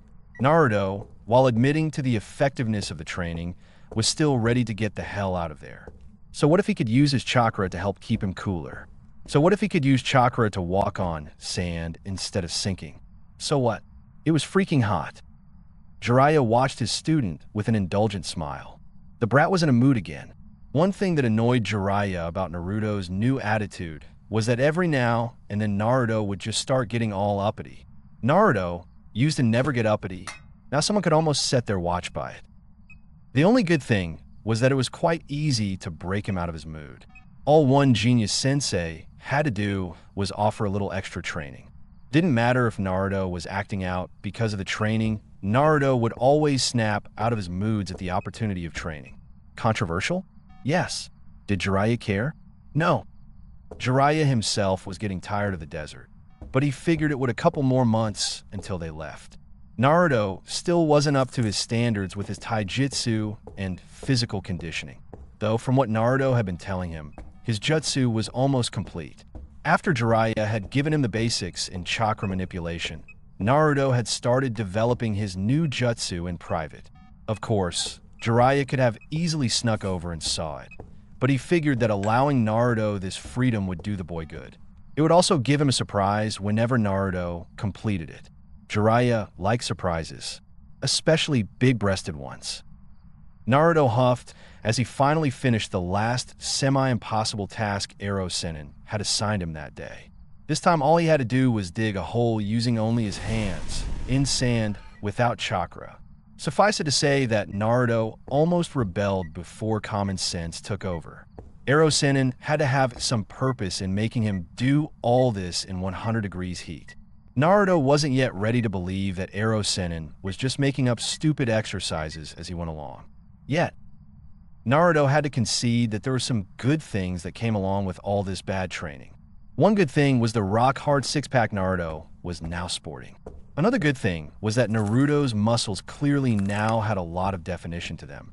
Nothing too bulky, but an amazing mixture of finesse with strength.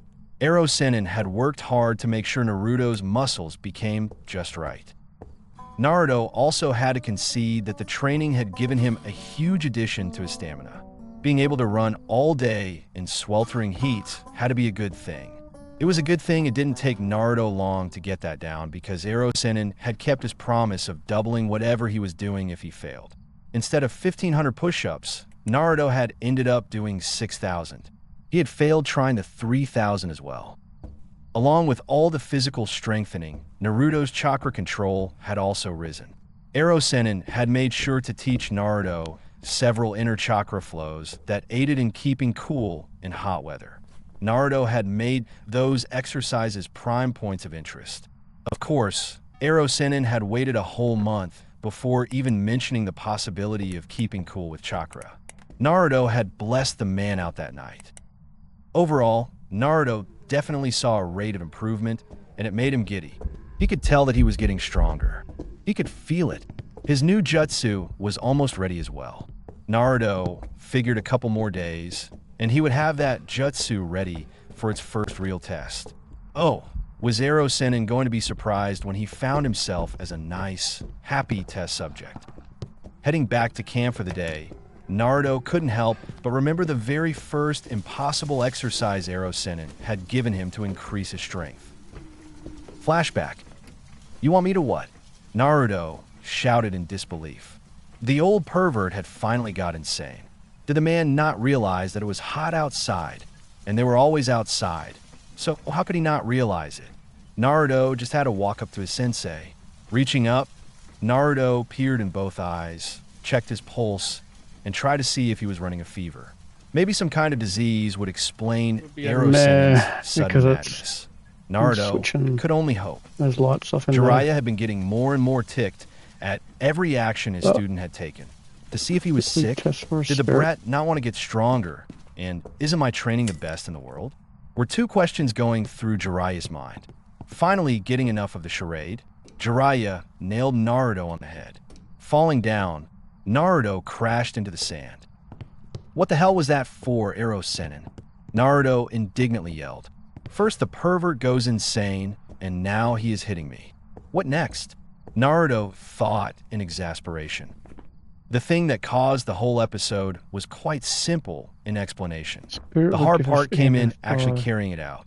Their first real day out in the desert was the same day that Jiraiya started Naruto's physical training while their clones were off doing clone stuff. Jiraiya had unsealed a strange-looking weight from his supplies. Taking the weight, Jiraiya had tied a rope to it and put on the sand. Naruto's job pulled the rope. Naruto had, wisely, decided to see how heavy the weight was. Trying to pick it up, Naruto found a slight problem. He couldn't budge the thing. Try all he might, Naruto couldn't move it at all using his arm strength. After finally giving up after his 16th attempt, Naruto had looked over to see Ero Sennin laughing at his efforts. That wasn't very nice of him. Come on, brat. The thing doesn't weigh that much. All you have to do is drag it through the sand in a lap formation. I already drew out the lap size for you. Aren't I a nice sensei? Jiraiya asked quite sarcastically. Naruto looked to see how big a lap he would have to run, and then he did a double take. His eyes widened for good measure. What he was seeing wasn't a lap. It was a freaking marathon disguised as a lap.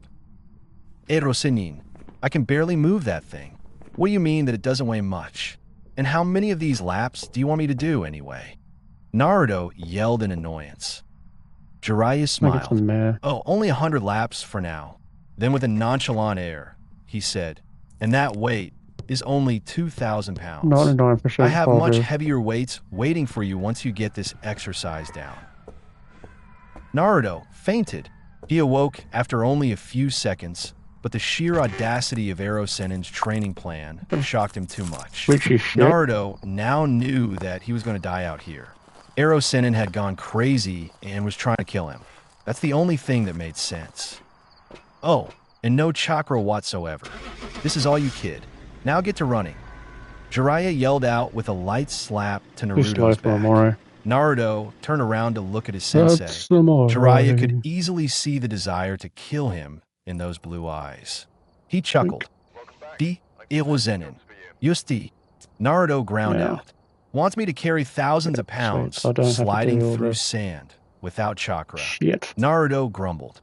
He slowly made his way to the weight to begin his torture.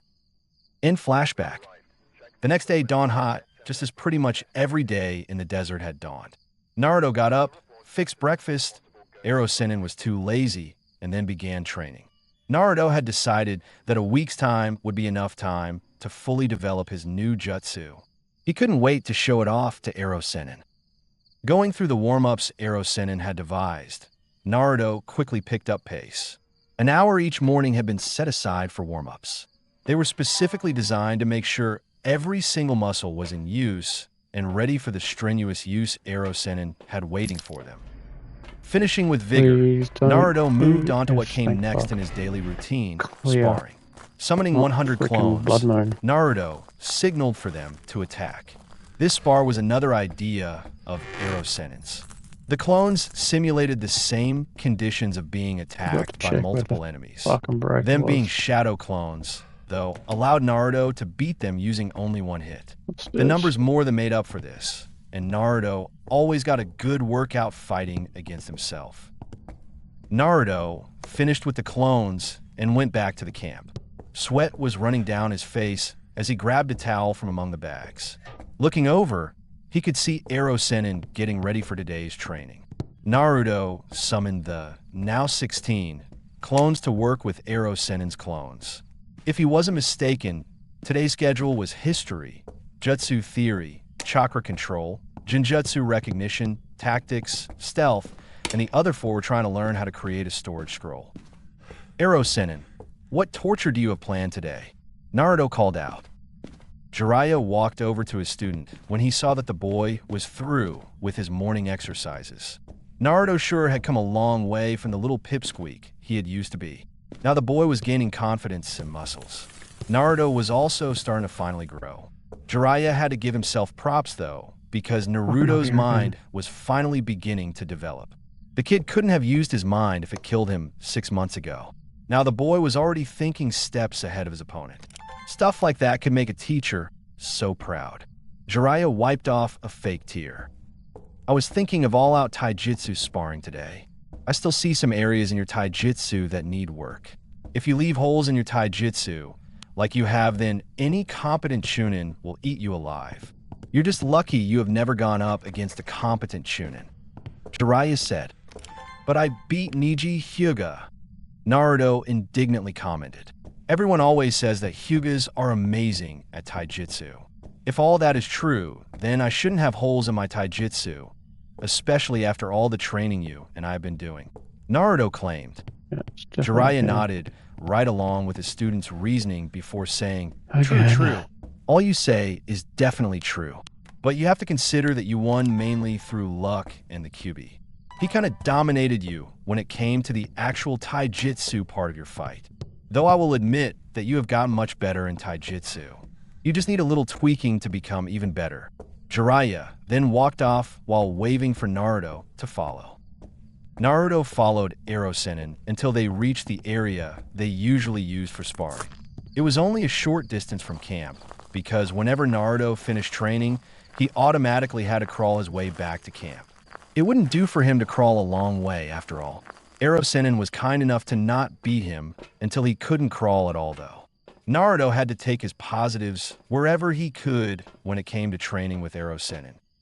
Naruto started out the fight by summoning 4 clones. The clones quickly set off against Ero Sennin, while Naruto stayed in the back.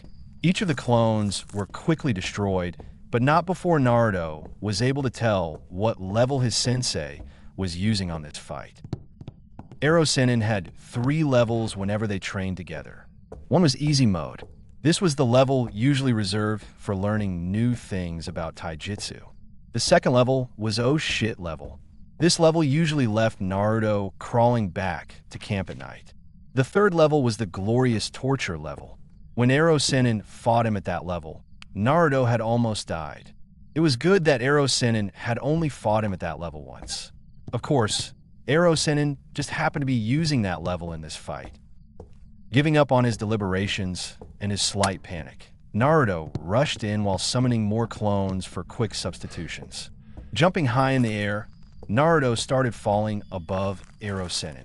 summoning 2 clones, one near him while the other was slightly to the side of him. Naruto had the clone besides him throw him off his intended trajectory. The other clone grabbed Naruto from the air to throw him at Arrow Sennin at high speed. Good, Brat, good. Jiraiya yelled out excitedly. Do this kind of thinking in all your fights, and you'll have an advantage. Just make sure to think about every move you make. Jiraiya quickly sidestepped the falling Naruto before punching the boy straight in the stomach. Hard. Spitting out blood after rolling through the sand, Naruto tried to create a new tactic. Damn, I know there is no way I can even get close at my current level. Should I try out my new jutsu? No, it's still not ready yet, and this is supposed to be taijutsu only with clones. What should I do? Naruto narrowed his eyes in thought as he looked at his sensei. Running in a circle around Arrow Sennin, Naruto analyzed his sensei from every angle. Before he could even think of a plan, Arrow Sennin disappeared from his vision. Naruto realized that his sensei was about to attack him, so he ducked, quickly praying that his guess right. He only realized he was wrong when he found himself on the ground from another punch to his stomach. Dry heaving, Naruto tried to stand up as it felt like his insides were collapsing. And blurg, Naruto ground out before bending over and throwing up. The sound that throw up made on the desert sand was not very appealing. Naruto managed to raise himself to one knee as he spat to clear the taste from his mouth. Arrow Sennin wasn't holding much back. You need to think faster, Naruto. An enemy isn't going to give you all day to think of a plan. Jiraiya cautioned. The boy could be really good on his feet if he would just learn how to balance battle and thinking. From what Jiraiya had observed, Naruto could be really good in a fight if he was pushed to his limit. Once he tried to use his brain, though, Naruto overanalyzed everything and ended up making a blunder. Moving as fast as he could, Naruto made a beeline straight at his sensei. I just need to get close enough, Naruto thought frantically. My shadow clone's limit is 7 feet from me. I know that distance is growing, but 7 feet is the farthest I can do right now. Naruto was betting everything on summoning a shadow clone behind Arrow Sennin while the original fought him head-on. Jiraiya looked on as a student rushed him in what seemed to be a suicide charge. Jiraiya knew that the boy had a plan, but he wasn't sure just what Naruto had planned. Oh well, I will just beat him before he can enact his plan, Jiraiya thought with a smirk. Jiraiya rushed his student. Naruto's eyes widened as he saw his sensei heading towards him. Gulping, Naruto quickly made the seal and calling out his shadow clone. Naruto knew that he had already given his plan away, but he was still going to try it. The two met in a fierce taijutsu battle. Jiraiya quickly gained the upper hand, but Naruto was managing to hold on fairly well. Jiraiya was only mildly surprised, though, when Shadow Clone attacked from behind him. Yes, Naruto definitely has a hole in his taijutsu, Jiraiya thought sourly. Dispelling the clone with a kick backwards, Jiraiya caught the punch heading toward his face.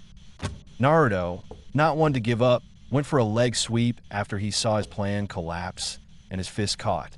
Arrow Sennin jumped over the sweep and then used the caught fist to flip Naruto over. Naruto landed on his back as an explosion of air left his lungs. Panting, he tried to get back up, but Arrow Sennin hadn't let go. What's your name? Naruto knew How old that are was you? a bad sign. Are you here to harm us? Jiraiya smiled down at his How did you apprentice. die? The boy was coming along well. Where are you? Naruto's What's your name? taijutsu was around a Where high are tuning you? level. What Are Naruto you here to really harm us? excelled in, though, was his physical How old strength. are you? Of course, it could not How did compare you to die? Tsunade's chakra-enhanced strength. How old are you? But what Where could? are you? Jiraiya had known from the How very old are you? beginning that one of How did you Naruto's die? future advantages would What's be your his name? physical strength. Are you here to Ever harm since me? the Are boy you here was to able harm to us? run laps with a French? 2,000-pound weight tied to him on What's only your the name? third day, Jiraiya had known of Naruto's abnormal strength. No normal person should have been able to do that. Naruto was lucky. The QB sealed inside of him, healed him. Building muscles was basically breaking down the tissues within muscles, and when they healed, the muscles would be stronger. The QB inside of Naruto automatically healed those torn tissues much faster than nature intended for those kinds of things to heal. This resulted in Naruto's physical strength increasing at a great pace. Jiraiya hadn't exactly mentioned this information to Naruto, though. It's always better to keep kids in the dark. That way they don't become too arrogant. Jiraiya thought happily. Jiraiya delivered a chakra-enhanced kick to his student's midsection. Naruto needed to learn how to deal with pain after all. Too bad, looks like I kicked him a little too hard. The poor boy has passed out with blood dripping down his chin. How sad, Jiraiya thought mockingly. After a couple minutes of unconsciousness, Jiraiya started kicking Naruto awake. They weren't very hard kicks, but most people usually don't kick kids who have just passed out awake. Thus, Naruto woke in even more pain than when he passed out. God, Ero Sennin, do you have to be so merciless? Naruto asked with pain lacing his voice. Naruto had to speak in a whisper because of the pain racking his body. He knew that if he didn't have the QB, then he would most likely be bedridden for weeks. The fox had its uses every now and then. So what is my hole, Ero Sennin? Naruto asked impatiently. He wanted to have that hole fixed up as soon as he could. It really annoyed him that he could be beaten so easily, even if he was fighting against a Sannin. You didn't recognize it? Jiraiya asked surprised. He was sure the kid would recognize it. He had made the mistake right at the very end too. Oh well, you need to learn how to use the Kage Bunshin without the hand seal. I could easily tell your plan at your last attack because I could see your hand sign. Same as when you took to the air. Your hand sign allowed me to pretty much know exactly what you were planning to do. Learn how to do the Kage Bunshin without hand seals. Your taijutsu will be that much harder to beat. Jiraiya lectured. Turning back to camp, Jiraiya threw over his shoulder. You're summoning a clone away from you. That was pretty good for a brat like you. That was probably the best thing you did the entire match. Jiraiya could almost feel Naruto's happiness at getting a little praise. He just had to burst Naruto's bubble. Though you forgot about your clones you summoned at the beginning of the match for substitution. Naruto's face fell as he realized he could have avoided a lot of damage by remembering them. Make sure you get some rest. We still have a whole day of sparring at this level. You have 10 minutes, Jiraiya shouted out as he sat down at the camp. Naruto just panted in frustration. Ero Sennin could be such a freaking pain. 1 week later. Okay, Ero Sennin. Time to show you my newest jutsu, made by yours truly. Naruto said excitedly. He couldn't wait for his sensei to ooh in awe at his awesomeness. Naruto and Jiraiya walked deeply into the desert for Naruto's demonstration. Naruto didn't want to mess up their training ground because he really had no clue how much longer they would be staying in the desert. This spot looks perfect, Ero Sennin. You ready to see a never-before-seen jutsu? Naruto was really excited. He hadn't been this excited since he first learned the Shadow Clone Jutsu. I mean, this is a jutsu that I created. What the fuck was my thing posted in relationship? Jiraiya lazily said. He didn't show it, but Jiraiya was very interested in seeing what his student had come up with. With that high-quality wind chakra and sheer reach and power of it, Naruto should at least have an A-rank jutsu. The only thing that would prevent it from being A-rank would be if Naruto tried to do something stupid that had no fighting purpose. Thinking about it, Jiraiya could see Naruto doing just that. Please, oh God, let the boy have not screwed up. Jiraiya prayed fervently. Here, we go, Naruto shouted before raising his hands. Jiraiya was surprised and very pleased at Naruto's creation. The jutsu was very efficient. One of the best things about it, in his opinion, was that it did not require hand seals. That would obviously be a plus in any engagement. The cutting ability of the jutsu was also very amazing. Yes, the jutsu could be very, very good. Jiraiya was proud. Good, Naruto. I admit to being amazed. No audit your jutsu creation ability. I won't call this jutsu complete just yet, though. Jiraiya warned. At seeing Naruto's confused face, Jiraiya hurried to explain. You'll need to increase the numbers as well as the speed before it is complete. You have mainly focused on the cutting ability and the shape manipulation, and it is very good in those regards. Now you need to work on speed and quantity. Once you get those down, I would probably consider this jutsu a high A/low S rank jutsu. Congratulations, Naruto, Jiraiya said with a proud smile. Yada, what are we waiting on, Ero-Sennin? Let's get working. Naruto cried out. Jiraiya smiled as Naruto ran back to their designated training ground. Naruto was different ever since the duo left. He was much maturer, much harsher. The boy didn't laugh or get off much anymore. So Jiraiya was glad to see the little kid in him peek out, if only just a bit. Naruto was only around 14 after all.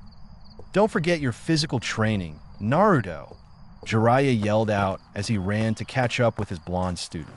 Both started laughing as they made it a race back to the training ground. At least at this point, both master and apprentice were enjoying life and their pursuit of power. Chapter 6. Unveiling the new jutsu and Gaara. Naruto was so happy. Tears were literally rolling down his face. Ero-Sennin had finally told him that they were leaving the desert. It was one of the best days in his life. Though time spent in the desert heat eventually came to be common, Naruto was still ready to seek out cooler climes. Thus, he was glad they would only be under a desert sun for a few more days. Ero-Sennin had mentioned something about stopping at Sunagakure before making their way back into the land of fire and beyond. 3 months since he had first shown Ero-Sennin his new jutsu. They made a total of about 5 months in the desert. 5 months. Yes, Naruto was very glad to be getting out of the desert.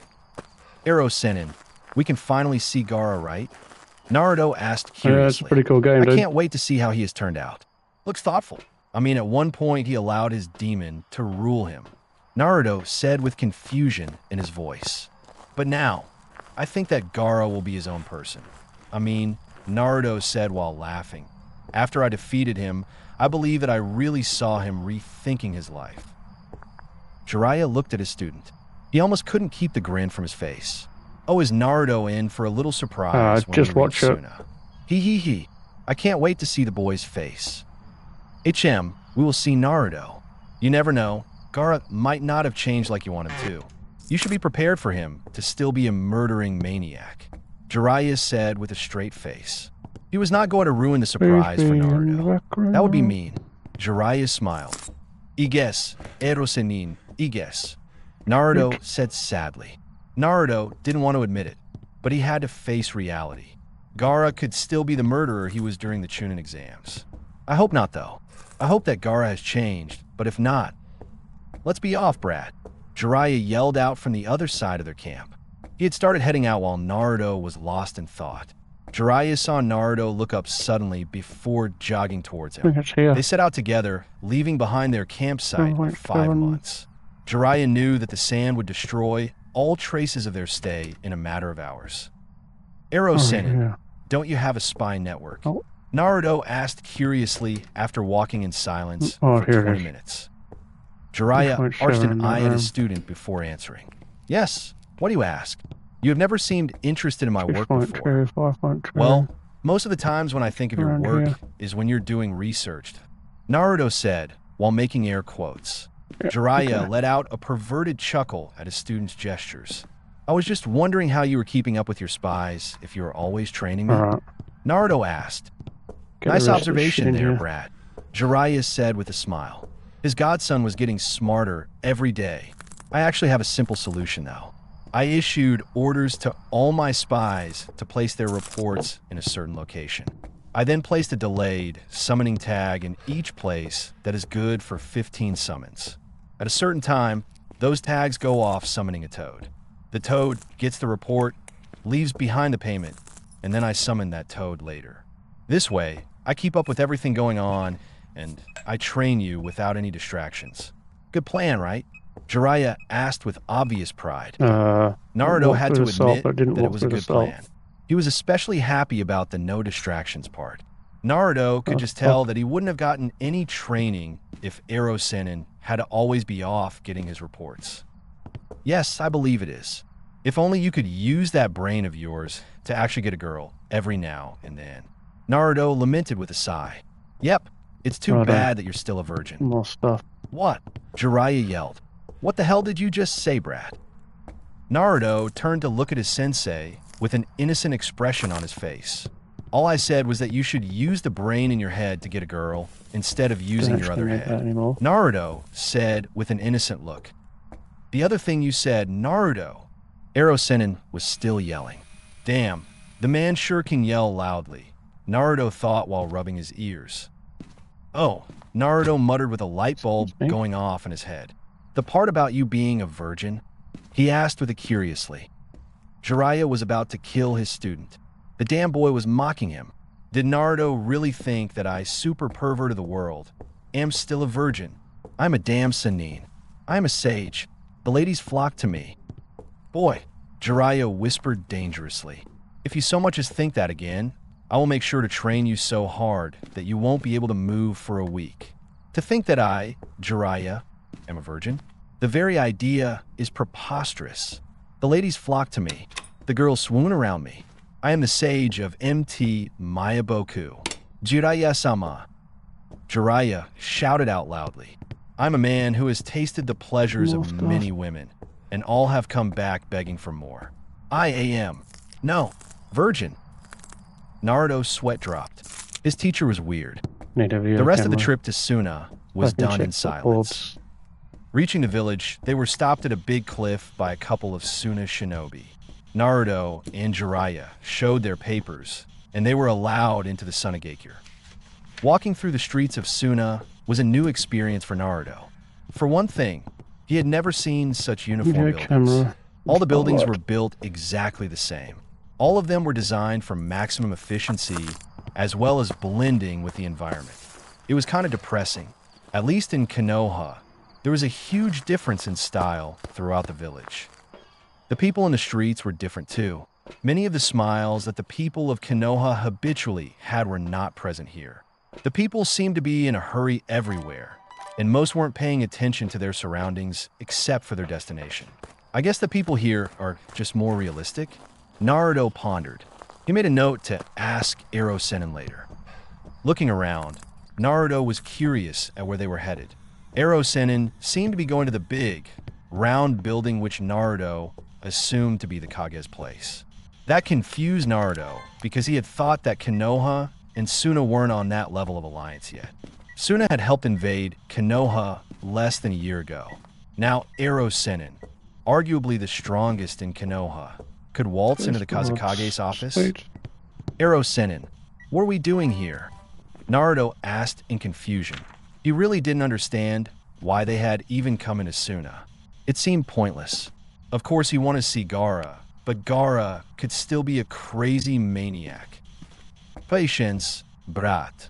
Learn it, Ero Sennin said sharply. Taken aback, Naruto looked at his teacher in shock. That was rude. Walking through the Kazekage's building, Naruto could see a couple ninja shadowing them. It didn't really worry him since, well, they were about to meet the Kazekage. Any village would have precautions in place, just in case. Especially when someone as powerful as Ero Sennin showed up. Kazekage-sama, Jiraiya-sama, is here with his apprentice. A secretary called into the room they were standing before. Naruto was getting slightly nervous. He was about to meet one of the supposedly 5 strongest ninja on the continent. The secretary opened the door fully for them before going back to her desk. Naruto followed his sensei into the room. Looking around, Naruto had to say that the room was pretty bland. There was no real adornments in the room. It felt like the room had been stripped bare except for the essentials. A desk, chair, 2 couches, and a bookcase were the only thing occupying any space. There wasn't even a rug to add any color to the room. Seeing the Kazekage staring out the window, Naruto gulped. Firming his resolve, he stepped to Ero Sennin's side.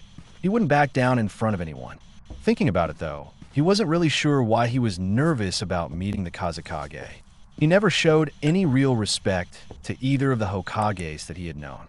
Shrugging it off to think about another time, Naruto followed his teacher's example and gave a slight bow.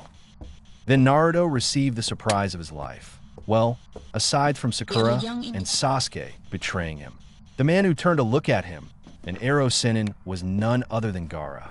Naruto's eyes bugged out. He couldn't believe it. The same Gaara that had killed so many people from Suna.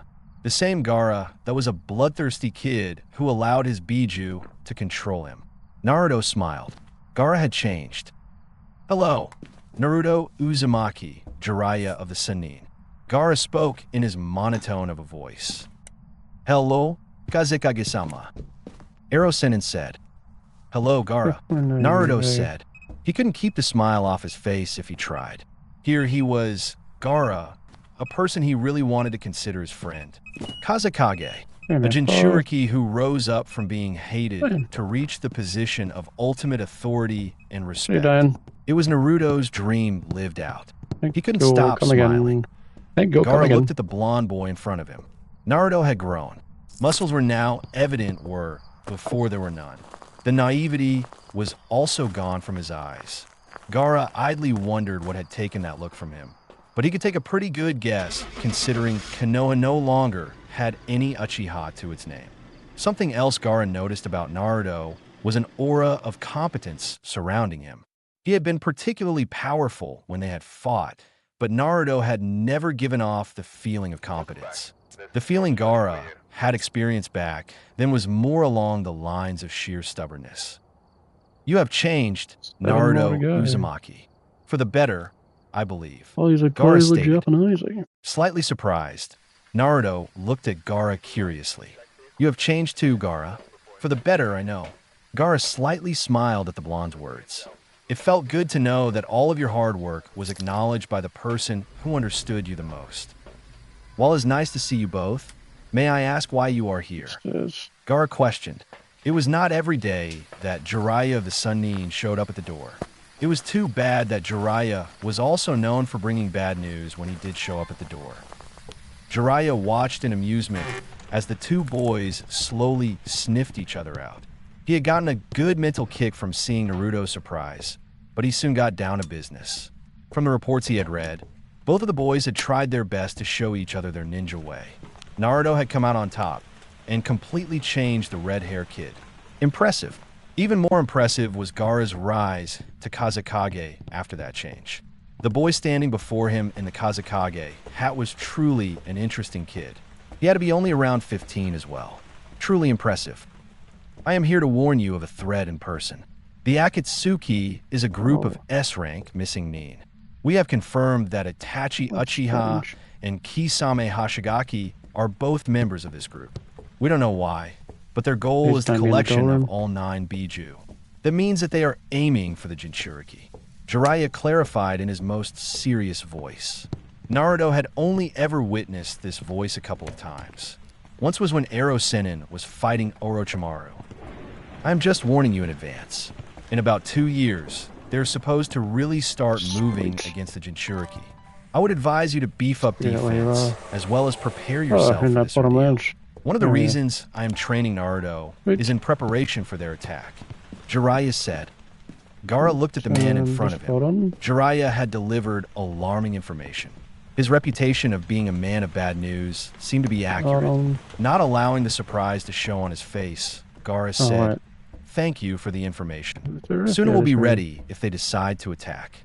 Putting the issue aside for further discussion by his top officials, Gaara looked to his guests once more. Ero Sennin's side. Now that the serious stuff is through, let's get down to my other request. Tell me where the baths are. I need to do some research. Ero Sennin loudly shouted. Naruto sighed while shaking his head. His sensei would never learn. The man could be a complete idiot whenever it came to his research. Naruto could tell Gaara was getting agitated at the man's antics just from the way the sand was swirling around him. Maybe that was just agitation from their earlier talks. Nah, it was all Ero Sennin's fault. Oh, before I head to the baths, I did have one question. Is there any way you can give Naruto the Kaze no Yaiba Jutsu, Wineblade? Seeing the Kazekage's look of disapproval, Jiraiya hurried to explain. You don't have to worry about Naruto actually using the Jutsu, much, because I'm hoping Naruto can convert the Jutsu into his own little thing. Since I did give you that amazing information, don't you think it would be fair to give us something in return? Jiraiya said, quite playfully. Gaara looked at the idiot/pervert/legendary ninja in front of him. He could see Naruto Uzumaki off to the side with his face in his hands. Uzumaki was clearly embarrassed by his sensei's acts, as he should be, for Jiraiya of the Sannin to just ask for such a high-level jutsu from Suna like that. It was preposterous. The Wind Blade was a treasured technique of Suna. To just give it away. Gaara had to admit, though, some more shit. Naruto had changed his life. Naruto's light had shown him the way. Without Naruto, Gaara knew that he would have kept on killing until someone finally killed him. With Naruto's path before him, Gaara had changed. Now the village trusted him. Now the village had nominated him as Kage. Jiraiya of the Sannin had given him vital information as well. Gaara decided that a test was in order. If Naruto could defeat Baki, then Gaara would allow Baki to teach Naruto the jutsu. Basically, if Naruto wanted it, he would have to seize it. Smiling to himself, Gaara knew that his plan would show him even more of Naruto Uzumaki. Uzumaki seemed much more powerful now, and Gaara wanted to see that strength. The strength of someone who protected. Gaara wanted to see just how much it helped. Gaara became a Kage with that strength. Naruto had to become at least a Jounin-level ninja with that strength. Okowo, Gaara finally said. There are certain conditions, though. Jiraiya's eyes narrowed when he heard there would be conditions.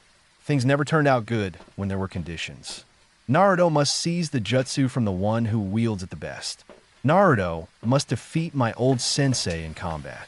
If he does, I will allow Baki to teach the jutsu to him. The fight will be tomorrow at 11. My siblings and I will be the only ones watching. It will take place at my personal training ground. My sister will meet you tomorrow at 10:30 to show you the way. Do not disappoint me, Naruto Uzumaki, Gaara said, still in his monotone while dismissing them. Naruto shuddered in excitement. If this Baki was Gaara's old sensei, that would mean the man was a Jounin. Naruto knew that he was good, but he wasn't sure if he could defeat an elite Jounin. I will just use this situation as a means to grow stronger. I will not lose this battle. I really have no clue why Ero Sennin thinks I should learn this jutsu, but I will win this. Through this battle, I will be one step closer to getting strong enough to reach my goal. Through this fight, I will get stronger. Naruto was positively giddy at the prospect of trying out his strength. Naruto smirked as he left the Kazekage's office. He couldn't wait to truly test his new jutsu for the first time. Ero Sennin said it was battle ready. Naruto would see if that was the truth tomorrow. Time to show the world what wind chakra could really do in the right hands. The next day came quickly for Naruto. He had spent the last night going over some strategies that he could use in the fight today. Ero Sennin hadn't been very helpful though. The man mainly suggested to not get hit by any wind jutsus. Ero Sennin had also given the okay to test out the new jutsu though. Naruto couldn't wait. Temari walked to the hotel her brother had sent her towards to pick up Jiraiya of the Sannin and his apprentice. She didn't really know why Gaara was putting on this match, but it didn't make sense to her. Why was he willing to give up such a powerful jutsu to people from Konoha? It didn't make sense. Jiraiya's apprentice is probably some arrogant bastard anyway. Gaara should have given me the opportunity to learn the Kaze no Yaiba over some stranger. Temari thought scathingly. She arrived at the hotel with 5 minutes to spare. Seeing no one waiting for her made her slightly annoyed. The least the two could do was come meet her at the door. Temari walked inside the hotel to the front desk. "Hello," Temari said politely. "Can you tell me which room Jiraiya and his apprentice are staying in?" She asked. The owner of the inn was in shock. In front of her was the beautiful sister of the Kazekage. "Of course, Temari-sama. I will be happy to. They are staying in room 34. Is there anything else I can do for you, Temari-sama?" The owner asked with much flattery. Temari thanked the woman and told her that she didn't need anything else before walking away. Sometimes she really couldn't get used to the villagers' complete attitude change. Just a year ago, the woman would have answered with a scared tone because people thought her brother must be with her if she was near. Now everyone was always nice and tried to do everything they could to get on her good side where the Kazekage would hear of them. It was almost sickening how fickle the villagers' thoughts were. Temari arrived at the door and knocked. After waiting a few minutes, the door finally opened, and Temari was surprised, to say the least. The person in front of her was none other than Naruto Uzumaki, the same boy that had defeated Gaara during the invasion. No wonder Gaara allowed him to try to gain that jutsu. Temari thought wonderingly. Naruto opened Gaara's eyes to the world. Without Naruto, Gaara would never have risen to where he is today. Naruto, Temari exclaimed. You are the student of Jiraiya of the Sannin? Naruto looked at the pretty girl in front of him. If he remembered correctly, this was Gaara's sister, Temari. She used wind jutsus during the Chunin exams. Yeah, Naruto chuckled. The old pervert has been training me for a while now. Temari, right? Naruto asked. Yeah, Temari said. She then rushed up and gave Naruto a hug. It was a big hug with her arms wrapped around him as far as they could reach. Thank you, Naruto Uzumaki. You saved my brother. Temari whispered into Naruto's ear. Naruto was shocked. He could honestly not remember getting a hug like that from a girl anywhere near his age range. Of course, Bachan had hugged him good, but she was like really old. This was a girl only a couple years older than him. He hugged her back. No problem. I'm glad that Gaara changed, Naruto said with a smile. He truly was glad. It made him glad to know that a person who was so like him had changed with his words. It made him glad to know that Gaara was no longer a killer. Now, Gaara was a protector. After a couple of seconds of peaceful feelings while hugging, Jiraiya just had to break it up. He couldn't let such a great opportunity pass him by after all. Throwing his arms around both kids, Jiraiya shouted, Yes, let us all love each other. By the power of hugs will all the world bow. Naruto couldn't help it. He started dying out laughing. The ridiculousness of his sensei was just too damn much. Arrow Sennin, one day someone is really going to destroy you because of your sense of humor. The stupidest things just come out of your mouth. Naruto thought with tears coming from his eyes. Arrow Sennin truly was something. Temari just looked at the man who was supposed to be one of the strongest in the world. After seeing Naruto break into what looked like painful laughter from the stupidness of his sensei, she was sure. She was really starting to worry about the sanity of one of the world's strongest men. Who the hell says shit like that? Temari thought inwardly. Naruto finally calmed himself down enough to push Arrow Sennin off of Temari and himself. His fellow blonde did not look amused. Arrow Sennin's humor took some getting used to and medication. Well, now that the comedy show is over, how about we get going? Naruto loudly asked. Seeing Temari's quick nod, they both left before the pervert could get up. Running outside, Temari and Naruto made quick work to the training ground. Jiraiya was still on his ass. Damn kids, he grumbled. No respect. What is wrong with hugs and love for the world? He asked the world at large. Unfortunately, he found no answer. Deciding to finally get up, Jiraiya made his way to the lobby to find some directions. He had absolutely no clue where the training ground was located. You finally arrived, Temari, Naruto, Uzumaki. Gaara stated. The training ground Temari had led Naruto to was slightly different than many of the other training grounds in Suna. The one they were at actually had a small spring. This allowed the occupants to practice water walking as well as any Suidan jutsu they had. Also in the training ground were trees. Due to the desert region Suna was located in, trees and water were absent at many of the training grounds. A personal training ground for the Kazekage and family did have some perks. Naruto looked around, already trying to think of ways to use the environment to his advantage. His inability to utilize Suidan jutsus and his utter lack of many jutsu really did not allow this though. Oh well, looks like it's just me and this guy. Time to show just what my chain jutsu can do. Naruto thought happily. Naruto and Baki each took their place in the training area while Gaara, Kankuro, and Temari stood off to the side. Gaara looked between each contestant before signaling them to begin. Naruto and Baki shot off at each other. Naruto knew that someone selected to be a sensei over the Kazekage's own children would be better than him. There was no doubt in his mind of that fact as he charged the older man. Baki would have the experience, speed, and jutsu library that were all better than his. Naruto knew this. That was why he did what he did. He charged straight on. Naruto's right fist was blocked by Baki's forearm. His sweep was jumped over. Baki turned his jump into a spin that aimed his elbow right at Naruto's head.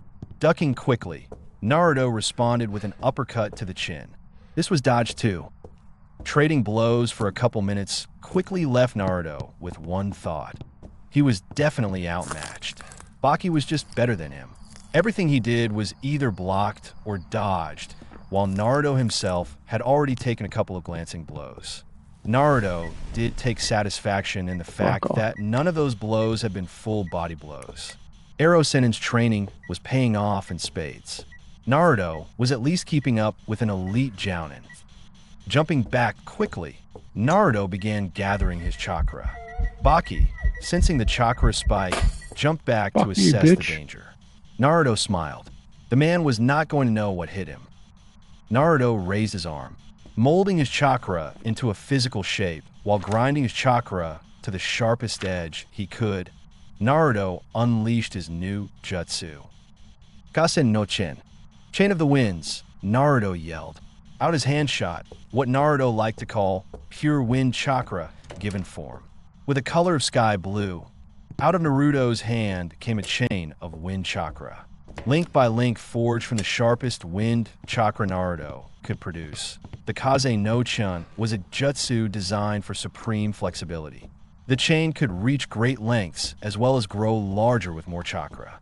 Naruto had devoted months to pure shape manipulation to be able to forge the chain, and he had spent even more time honing his ability to make it accurate and fast.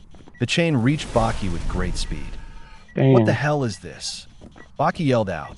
He didn't know what it was, but he knew that it wouldn't be safe for him to touch it.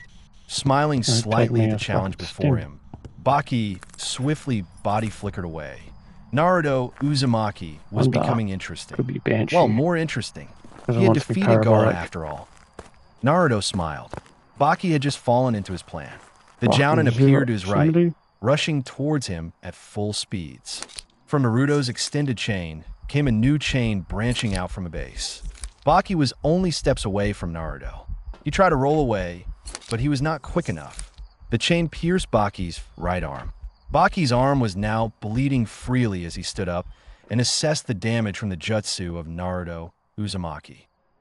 Oh, did I forget to mention that if these chains touch you, you will be cut? Naruto said cheerily. Baki grimaced in pain. A freaking kid had just injured him. So what if Naruto was Jiraiya-sama's apprentice? The kid was only 14 or so. Well, Naruto Uzumaki, you have gotten me interested. Care to tell me about that jutsu of yours? I have to say that I have never seen anything like it. Baki called out. Naruto smirked. I will pass, Mr. Elite Jounin. He said, I am not stupid enough to tell you the secrets of my jutsu, which I am going to use to beat you. Naruto said in a sing-song voice. Naruto heard Baki let out a short laugh before rushing back in. Naruto smiled in joy. He might very well be outmatched if their duel turned into a slugfest, but Naruto was going to win with his very own jutsu. He decided it was time to get serious. Bringing up his other hand, Naruto called another chain. This chain flew towards Baki, while Naruto manipulated the other chain into aiming for Baki as well. In midair from the base of Naruto's palms, many more chains spiked out around the central chains. Now, racing towards the Jounin were 10 chains of concentrated wind chakra. Baki tried to sidestep using his speed, but Naruto's control erased that advantage through sheer versatility. All the chains quickly followed Baki's every move. The Jounin was now trapped. The Jounin was now cut. Chains had pierced through multiple parts of Baki's body. Baki was down for the count. Naruto Uzumaki wins. Gaara stated with a tinge of passion. The match he had just watched had assured him of his decision. To protect one's precious people truly gave one the power to grow stronger. Stronger than any others. Gaara smiled. Temari was shocked. Her sensei had just been beaten by a kid. She could barely even touch her sensei. but someone younger than her had beaten him. Gaara could beat Baki, but he was Gaara. Following that logic, Naruto could technically beat Baki since Naruto had beaten Gaara, but still. Jiraiya smiled with pride. He had gotten to the training field in time to see the ending where Naruto pulled out multiple chains. The jutsu was something to see. Naruto might not have known it, but he had almost recreated his mother's jutsu. Naruto used wind chakra, though, whereas Kushina used her unique chakra abilities. Jiraiya smiled. His godson was getting stronger. As agreed, Naruto Uzumaki. Gaara said when Naruto walked up to him. Gaara had already sent Kankuro to get medical attention for Baki. The man seemed to be bleeding pretty badly. You will be allowed to learn the Kaze no Yaiba. I hope you use it well. Gaara stated before walking away. Naruto figured he had Kage duties or something to perform. Where are you? Paperwork or What's something your name? like that. Are you here? Scratching his head in How old are confusion, you? Naruto left the training Are you here to ground harm with me? Temari, How talking did you excitedly in his ear. Where are Jiraiya you? looked on with pride. What's your Naruto was name? growing up. Chapter How 7, did you die? Death All Around. Are you sure about this, Ero Sennin? Naruto asked suspiciously as he and his sensei looked down from atop a cliff at the city below. Of course I am, Brad. Ero Sennin said with a grin. Where are you? Naruto What's your wasn't name? convinced. How did you die? His sensei was Are acting you here to weird harm again. me? Currently, both How old are shinobi were you? standing above the city of Haida Are you in the land of French? Frost. After Are you Naruto French? learned Where are the you? Kaze no Yaiba How did you and die? Suna, the two How had old are traveled you? back through Where are Fire you? Country to the land of hot water. It was in the land of hot water that so many things started going wrong. It just so happened that Ero Sennin just had to satisfy his addiction during the all-female day at the local hot springs. This resulted in Naruto's utter humiliation because he had to drag Ero Sennin out of the hot springs as the ladies were beating him up. The ladies just happened to be naked at the time, so running out an all-female hot spring with a naked man who had the words pervert painted all over him while his own nose was bleeding badly really did not make Naruto happy. Naruto made a swift retreat from the country. Naruto then mercilessly beat Ero Sennin until only black and blue was showing for humiliating him like that. It helped that his sensei was still unconscious at the time from the beating the ladies gave him. They were currently in the land of Frost.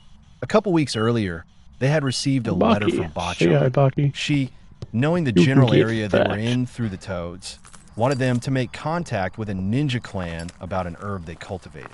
Of course, that problem soon spiraled out of control because Ero Damn Sennin had to feel up the wrong woman. Now, they were on the run from the ninja clan they were supposed to be asking a favor of because the woman Ero Sennin felled up was the head of the ninja clan. Life was so not fair. So you're absolutely 100% positive that the Kiro clan lives in that town? If you're wrong, it will probably mean that we will be attacked again. Naruto thought about it a few minutes before muttering. I guess that we will be attacked if we go down there anyway because of your grabby hands. It's not my fault, Brad. I'm a super pervert. I can't not proposition a beautiful woman if she is before me. Ero Sennin cried out with perfect reasoning to him. Naruto just shook his head.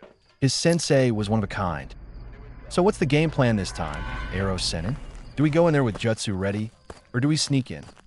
Naruto asked after getting serious. Having ninja coming out of the woodwork to attack them was becoming annoying. It was also cutting into his training time. The stupid lady had even put a bounty on them. Why are you asking me? How about you go and do it yourself, Mr. Hotshot? Ero Sennin said indignantly. Naruto turned around to look at his sensei incredulously. He is the one who got me in this mess, and now he won't even take responsibility. The sheer gall of the man. Sometimes Naruto wondered what made him respect his sensei so much. Then he saw the man in action, and all his misgivings were put to rest. Shaking his head, Naruto slid down the cliff into the town below. He would be polite. It couldn't hurt to try at least.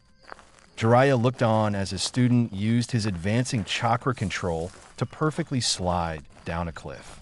The boy was coming along well. Naruto had become a solid A-rank ninja in the year, and 2 months Jiraiya had been training him. Though Naruto's progress had slowed as they passed through Fire Country, Jiraiya figured that it was more because of all the stops at various towns along the way.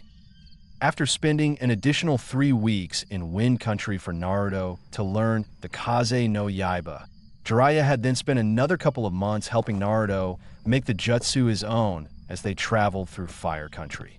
It seemed that Naruto had a particular talent at shape manipulation. If he could envision the jutsu, he could pretty much make it. It was a nice talent to have. Jiraiya had used even more time to boost Naruto's physical strength as well as chakra control.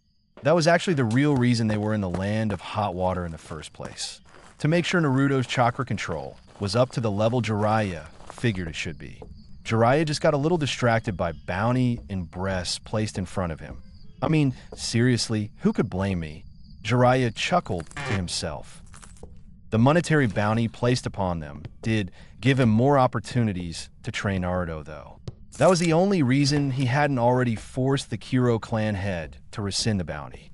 Naruto's practical experience with his new jutsu was advancing at a timely rate. Naruto was becoming even more skilled at maneuvering his chain jutsu in actual combat situations. The boy's chain jutsu could decimate lower-level enemies with ease. Wincing slightly at the memory, Jiraiya couldn't help but reflect on Naruto's first time to use it in real combat. Naruto's first kills weren't pretty. Flashback 1 month ago. It was a week after the unfortunate incident in the land of hot water. Jiraiya still had some of the bruises from that time. Too bad Naruto wouldn't give him the time to rest. Why can't the youth understand the pains of their elders? They should obey their elders, and when their elders say rest, they should listen. But do they do this, no? Jiraiya lamented. They were about to pass into the border of the Land of Frost. Snow was already covering the ground as they moved farther into the colder climate. Jiraiya had at least convinced his hard-headed apprentice to walk at a sedate pace instead of the faster, ninja pace Naruto wanted. You can't go everywhere in a hurry after all, Jiraiya had told him. Sometimes you just have to enjoy the time spent getting there. Jiraiya slowly raised his head as he detected a chakra source coming their way. He narrowed his eyes before grunting in annoyance. Whoever was coming was weak. If they want to fight, I guess I can just leave it to Naruto. Ooh, maybe it is a beautiful woman. Then I won't care if she is weak or not. Jiraiya thought excitedly. His hopes were crushed, though, when an ugly male shinobi came jumping out of the trees in front of them. Damn it! Tears were shed at his bad luck. Jiraiya quickly stifled a chuckle at seeing Naruto's look. The boy really needed to lighten up and develop a sense of humor. Naruto doesn't have to stare at me like I'm crazy every time I get a little teary-eyed. I mean, I have great reasons for every time I shed a manly tear. Jiraiya snorted at his own thoughts. He then looked back up at the suicidal ninja that was still rushing them. Couldn't the man move any faster? Sighing, he decided he better get this over with. Naruto, Jiraiya called. His student's head turned to look at him. This one's all yours. Show me something good, Brad. Jiraiya said with a thumbs up. Naruto grimaced slightly before moving out. Naruto started out with taijutsu. Jiraiya just shook his head in shame. The fool couldn't keep up with his godson at all. This wasn't even a challenge to Naruto. Naruto then planted the idiot's head into the ground, and it didn't seem like Naruto would be letting him up for a while. Might as well move in and see why he attacked. So, why did you just attack us out of nowhere? Jiraiya asked curiously. Naruto lifted the man's head out of the ground where he could answer. Spit, I ain't telling you shit, you piece of shit. The man so nicely said. Jiraiya got a little ticked. One thing he couldn't stand was people spitting at him. Another thing he couldn't stand was people with no vocabulary. I mean, can't the man say something besides shit? It tended to make him angry. Using his right foot, he delivered a splendid kick to the man's head that knocked out a few teeth. Bending down, Jiraiya got into the man's face. Listen here, you little fool. Tell me why you suddenly decided to attack a Sannin and his apprentice, and I may decide to not feed you to my toads. Jiraiya said in a very commanding voice. The dude shat himself when he heard who he was attacking. Jiraiya was even more disgusted. The idiot in front of him didn't even know who he was attacking. Talk about stupidity. Jiraiya then whipped around. He just sensed even more people coming their way. This time there seemed to be 3 of them. Sai, what is with today? With my luck, all of them are going to be ugly men bent on attacking us too. More are coming. Jiraiya warned his student. Jiraiya saw Naruto grin slightly before heading out to take the new foes head on. That slightly worried Jiraiya. Naruto was becoming much too battle-happy for his taste. I know the kid wants to push his powers more and more to prepare for when he takes on Sasuke and Sakura, but there are limits. He shouldn't just rush into every battle to increase his experience and power. Jiraiya saw Naruto engage with the enemy Nin. This time, Naruto went in with his jutsu leading. Jiraiya gulped. This would not end well. Naruto had never really used that jutsu on people weaker than him. Naruto technically knew how sharp the jutsu was, but in reality, well, this was going to become bloody. Chains of wind flew from Naruto's right arm as he pointed it at one of the enemies. The enemy didn't stand a chance. The jutsu punched right through his chest and out to the other side. Jiraiya sighed in sadness as he saw Naruto's body tense up in shock. This almost cost him as the enemy, Nin, kept up their attack.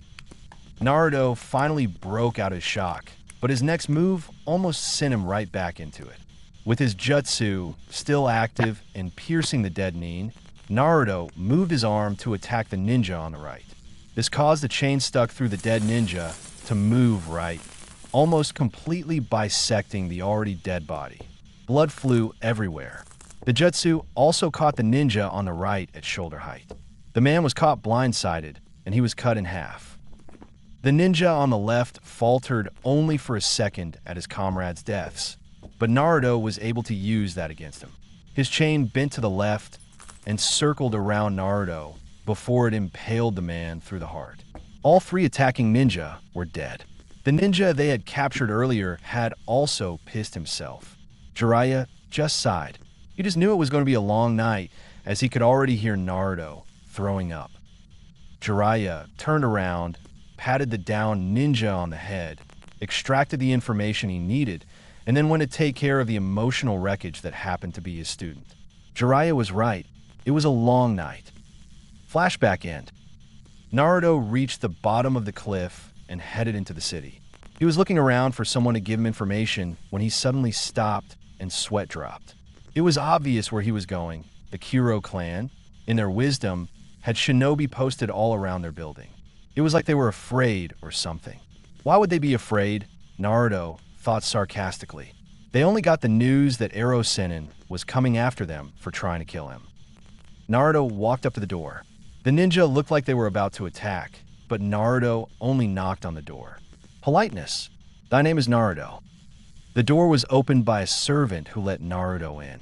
The servant led him into a room off the main hall. Naruto's eyes slowly rose as he went through the house. The place was freaking loaded. Various works of art, fine furniture, and other symbols of wealth were everywhere. Guess that explained the big bounty on their head. After waiting a few minutes, someone finally showed up. Naruto was just glad that it was the clan head. At least the woman is beautiful, Naruto thought. I can almost see why Ero Sennin felt her up. No, bad Naruto. Bad thoughts. Shaking his head, Naruto got back on task. I guess my description has gotten to them by now, since they seem to already know who I am. Ah, Mrs. Amelia Kuro, pleasure to meet you. Naruto said genially. Jiraiya-sama's traveling companion. It is nice to meet you as well. Amelia replied back. At least the boy in front of her knew some manners. She had never been so humiliated than when that damn pervert had groped her breasts.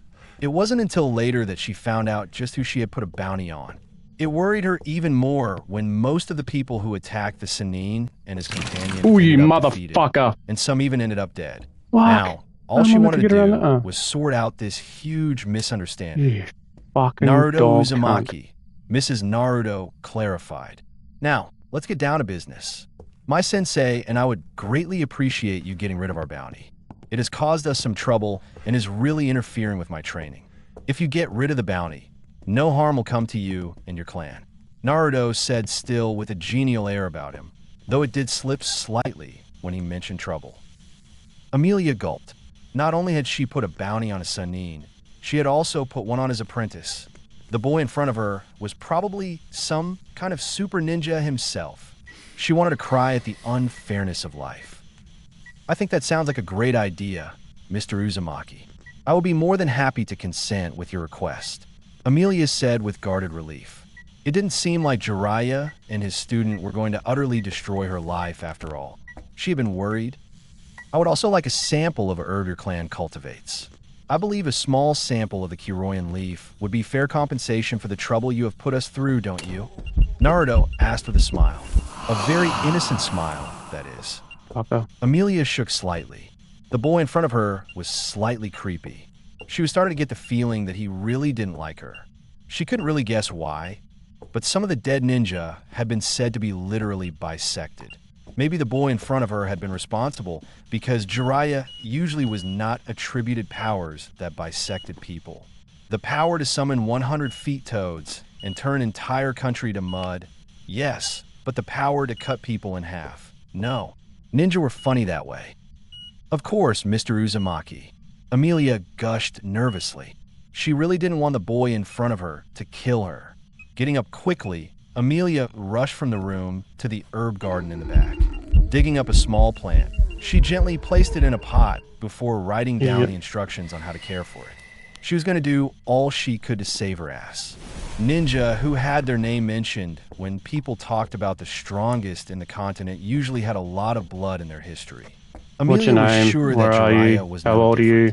She would not let her clan be be friendly? destroyed, even if that meant she had to acquiesce with Jiraiya and his students' demands. Are you here to harm Hurrying me? back in the room where Naruto Uzumaki was waiting. How did you die? What's your name? He took it from her hands carefully before making hand seals. Where are you? Amelia tensed. How did you die? And got ready for What's anything, your name? but she was surprised to see a small toad appear. Naruto Uzumaki handed the pot to the toad, and the toad then disappeared. Thank you for your help, Mrs. Amelia. I'm glad this issue got sorted out before more blood was shed, Naruto said before heading to the hallway. Amelia then led him to the exit from there. Stopping at the door to the outside, Amelia said, I have already signaled my clan to remove the bounty on you and your sensei. I hope you have a safe trip and remember the Kiro clan for its helpfulness. This was all just a big misunderstanding in my books, Amelia said with a strained smile. Her breast still had phantom aches from that pervert's gropes. Powerful as anything he might be, but that didn't excuse him from being a pervert. Thank you again, Mrs. Amelia. I must be going now, Naruto said with a final wave goodbye. That was easier than he thought it would be. The woman was scared stiff of him.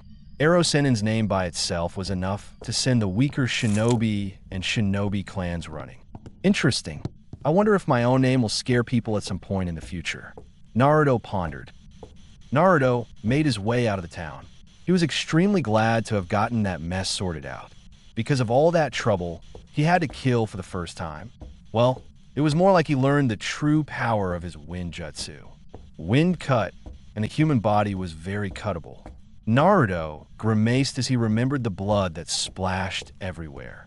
Quickly shaking his head to suppress the memory, Naruto noticed his sensei waiting for him up ahead. Everything is settled, Ero Sennin.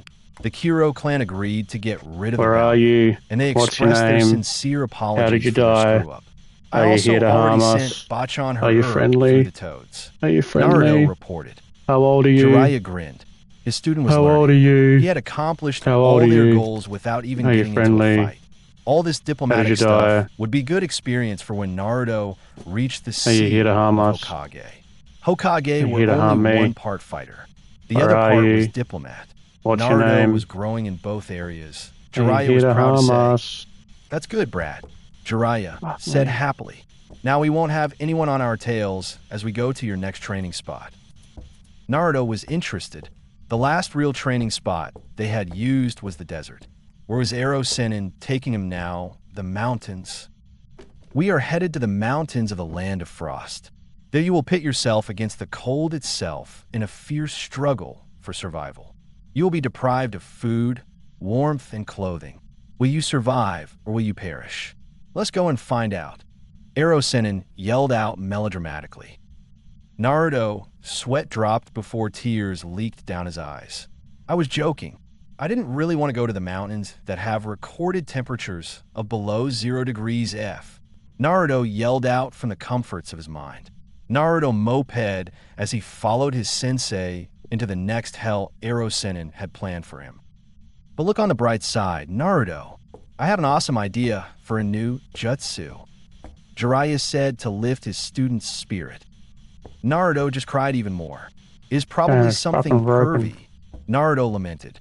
Naruto walked on despondently as the land gradually sloped up and the temperatures dropped. He just knew that he was going to hate this. Chapter 8. Freezing. Good for the mind or bad? Yo, Naruto.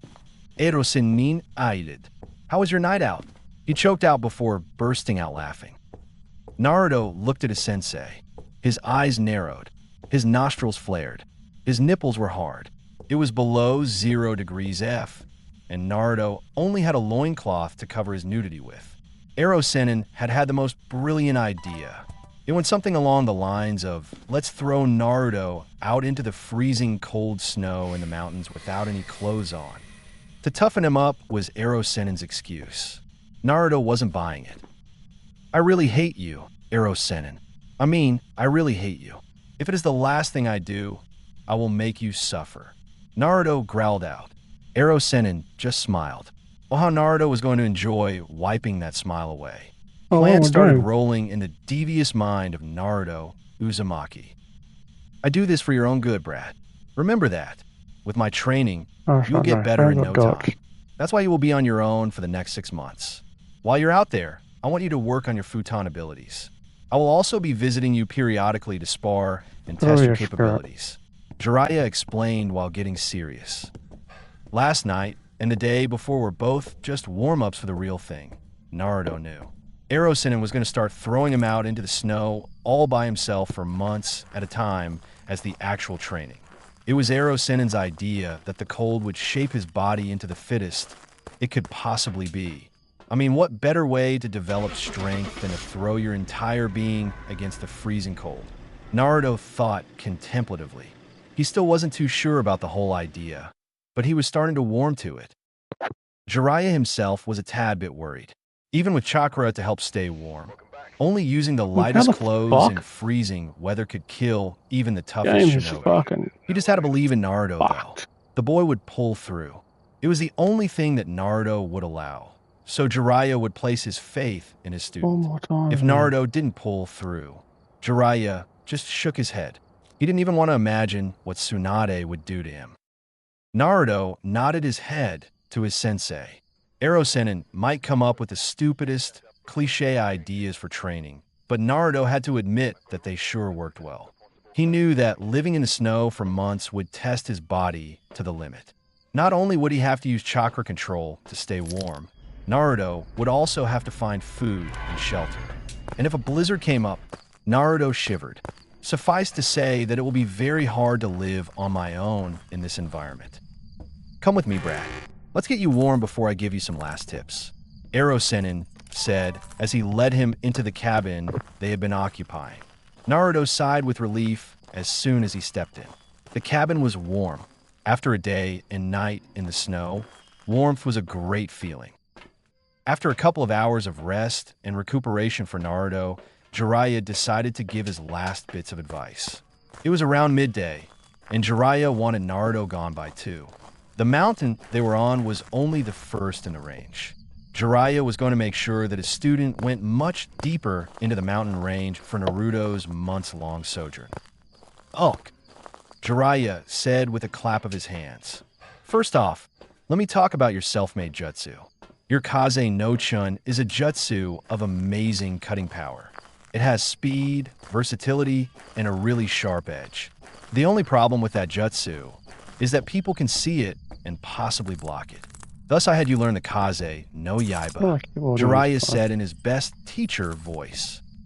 The Kaze no Yaiba is an invisible, erranked jutsu that can also cut very well. It is a more mid-range / short-range jutsu, unlike your wind chains that are long-range. Its invisibility makes it almost impossible to block. You have two very powerful futon jutsu. Both are A-rank jutsu that kill things very easily. Jiraiya said seriously. Killing was always a serious thing. I know you know all this, Naruto, but a refresher never hurt anyone. These are dangerous jutsu, as you have already found out over your time with me. Your version of the Kaze no Yaiba is more dangerous still. Jiraiya breathed in deeply before continuing. The point is that in the wilds, you have no reason to hold back. Go wild. Learn everything you can about your jutsu by using them to the max. Try to cut through trees, rocks, hell, even a mountain. Learn everything you can. It might save your life one day to know just what you can cut through. During these 6 months, your body will change. It will become harder and stronger and taller. I have no doubt that Orochimaru will be using drugs and other substances on Sasuke to make him stronger than he normally would be. This is my answer to that. The icy wind will tear at your skin. The freezing cold will burn you. Blizzards will chill you to the bone. Survive it, Jiraiya yelled. When you come back, you'll be stronger. I have no doubt. Explore your jutsu while you are out there. Naruto, come back with a brand new jutsu that combines all the best of the Kaze no Yaiba and the Kaze no Chin. We will work on taijutsu when I visit. But for the most part, I want your ninjutsu to advance to a higher level. One last thing, Naruto Uzumaki. Come back alive, Jiraiya said quietly. Naruto looked at his sensei. He looked past the bravado and the words of wisdom. What he saw surprised him. He saw worry. Worry that he wouldn't come back. It felt nice to know that old Ero Sennin cared so much. Thanks, Ero Sennin, Naruto said softly. Don't worry about me, though. I will come back stronger than ever. Naruto then chuckled. You have spent the last month going over different chakra exercises with me to make sure my chakra control is high enough where I can survive hours on end, even in the coldest weather. Naruto muttered smartly. Jiraiya smirked. It seemed his student had already figured out his game plan. The brat was growing more observant, though I have to admit that it is not exactly hard to figure out that I would be throwing him out into the snow. I raise his chakra control and teach him to internally warm himself while outside snow falls. Doesn't exactly take a genius, but the old Naruto would have been clueless. Be all smart while you can, Naruto, because you're about to freeze your ass off, Ero-sensei said with a smile. Naruto grimaced before slowly walking towards his sensei and gave him a hug. It was purely for Ero Sennin's benefit, after all. Had to reassure the man that I would be fine. Couldn't go off with Ero Sennin doubting me. Naruto said to himself. Jiraiya was surprised for a second. His godson really didn't do hugs very well. A genuine smile came over his face. No mockery, no perverseness, just a nice smile. Jiraiya hugged his godson back. Have fun, Naruto, Jiraiya said. Naruto looked back at Ero Sennin before leaving the cabin. They had shared a tender moment, but Naruto had no doubt that when he came back, Ero Sennin would be trying to kick his ass again. Well, I better just get much stronger where he can't do that anymore. Naruto walked into the snow and ice with a smile on his face. He was headed deep into the mountain range. A week later, it's freaking cold, Naruto yelled out to the world. It's freaking cold. It's freaking cold. It's freaking cold. Could be her back. Naruto's eyes widened. Oh shit. He could already hear the rumbling of the mountain. He looked up, and he so wished he didn't. Why me? Naruto sobbed comedically. An avalanche was headed for his position. Naruto summoned all the speed he could before taking off. Flowing chakra through his legs increased the speed, but it still wasn't enough. The avalanche was growing bigger. It seems like it is time to get desperate. Naruto had been running down a mountain path with a drop-off to one side. The path circled the mountain, and Naruto's goal had been to reach the top. He wanted a nice view. His goal was temporarily set aside, though, because of his stupid scream. Now, his only option was to jump. He really didn't want to jump, but stupidity always has a price. Naruto jumped. Wah! Naruto yelled as he flew through the air. What a wonderful time to know how to fly, or at least glide like Temari knows how to do, Naruto thought in a brief moment of lucidity. After a couple of seconds of free falling, Naruto landed. Hard. At least it was only snow he landed in, or he might have broken his legs and ribs and arms. He landed sideways. I really hate Ero Sennin's training plans. Naruto grumbled as he got out of the snow. I haven't seen anything resembling food in 2 days. I haven't even found a damn cave to rest in. I am eating melted snow, which isn't bad by itself, but I have no fire to melt it fast. Naruto was in a really bad mood. At least the avalanche had stopped. Giarmo. Or not. Naruto looked up. Overshadowing everything was snow, and it was falling fast. The tears came back. Why me? Naruto asked the world. He didn't get an answer. He got up and started running. As fast and reckless as he could, Naruto ran. Jumping over obstacles and jumping off edges quickly saw him at the bottom of the mountain. He continued running. About half a mile away was another mountain which he was heading for. He figured that he could climb the other mountain and be safe. He was very lucky that he was right. Gasping for breath at his reckless charge, Naruto stooped to catch his breath. That was not a fun run. He plopped down into the snow with the only thought in his mind being rest. He woke up 2 hours later, the coldest he had ever been in his life. His chakra techniques didn't work very well while he slept. Quickly restarting his chakra technique, Where are you? Naruto waited a bit for his body What's your name? to start warming up. He then How looked did you around die? at his surroundings. He Are saw you a here lot to of harm light, us? though he was glad to see that there were more trees How higher old up are on the you? mountain that he had found himself on. Maybe he could find food. Naruto started climbing. Climbing a mountain was a lot more difficult than it sounds, and it sounded hard enough as it was. If there was no trail up a mountain, then climbing by hand became necessary.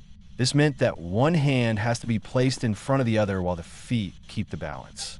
It takes great physical strength to climb mountains this way. Blood, sweat, and tears, not to mention the cold, will all come into play in the humongous challenge of mountain climbing, where a person could use chakra to vertically walk up the mountain. Naruto didn't want to do that, though. He was on a training trip for a reason. It took Naruto about a day to reach the tree line. Step by painstaking step, Naruto had climbed 3 to 5 THS of the mountain. He was starving, bleeding, and quite cold. He wanted meat. Naruto set out to hunt. Night. Munch. H, how lucky. Naruto exclaimed. Bird sure can taste good. Naruto was sitting around a fire that had a staggering 6 sticks of wood to it. It wouldn't training if he just used fire to warm himself whenever he got cold, after all. He had to face the elements head on. Naruto had found a cave a small distance away from the last of the trees. The place was perfect. Just outside of the cave was a ledge, and from that edge, the view was majestic. It looked out on a majority of the mountain range with what seemed like all the world in reach. The snow covering the mountains only enhanced the beauty. At night, the stars shone with a radiance Naruto had never seen before. All things considered, he had found the perfect home for his foray into the mountains. This is a nice life. I almost wish I could forget my past, abandon the future, and live my life here under the stars. But only for a moment. I would get bored fast in a life without trials. Naruto thought in amusement. He was laying on the snow under the starry sky. It was nice, but it could not last. He had finally found a place to stay. Tomorrow was the day his real training would start. Time to advance to the next level. 2 weeks later.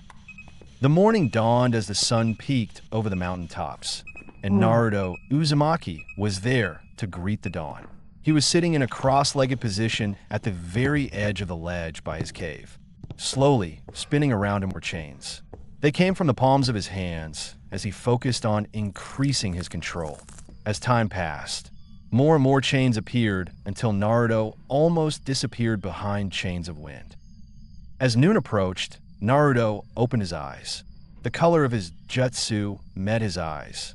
He couldn't even see the mountains or snow surrounding him, for the jutsu took up the space. Multiple chains of wind surrounded him from all directions. Naruto smiled. Objective 1. Success. Naruto had taken Ero Sennin's words to heart. Explore your jutsu, and then create one that combines the best of both, were Ero Sennin's words. Naruto was going to do just that.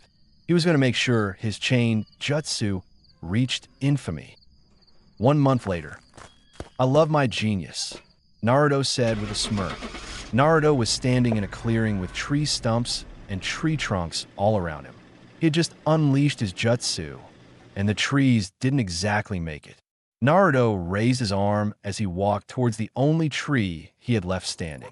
Slowly, from halfway up his forearm, tiny chains of wind formed in a circle around his arm.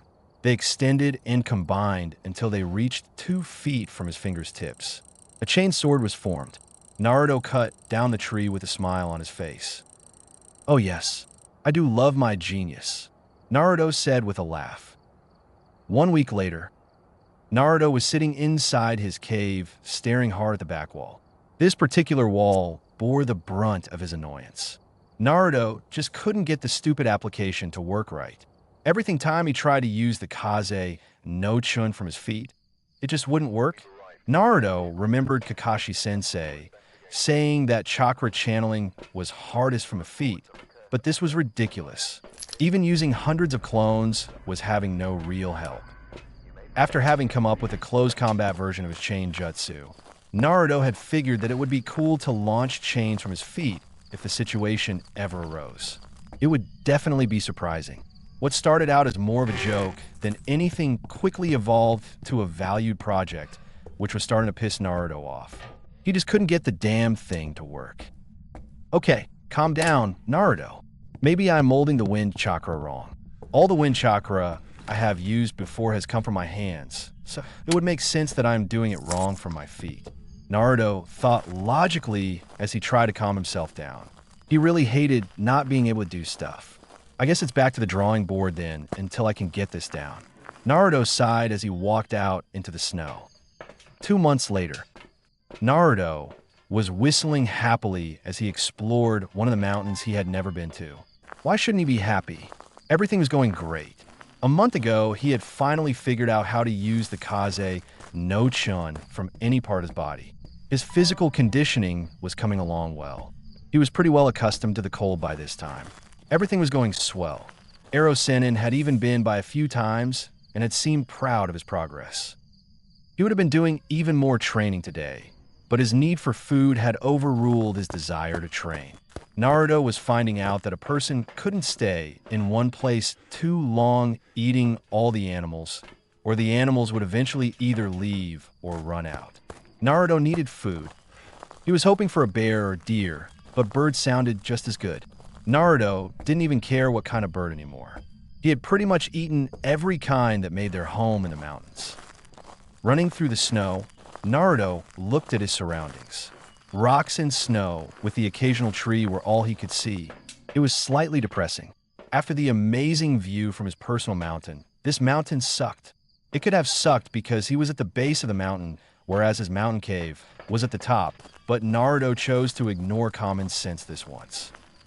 "I really wish I could just sense where the animals are, but I guess not all people are born lucky." Naruto griped.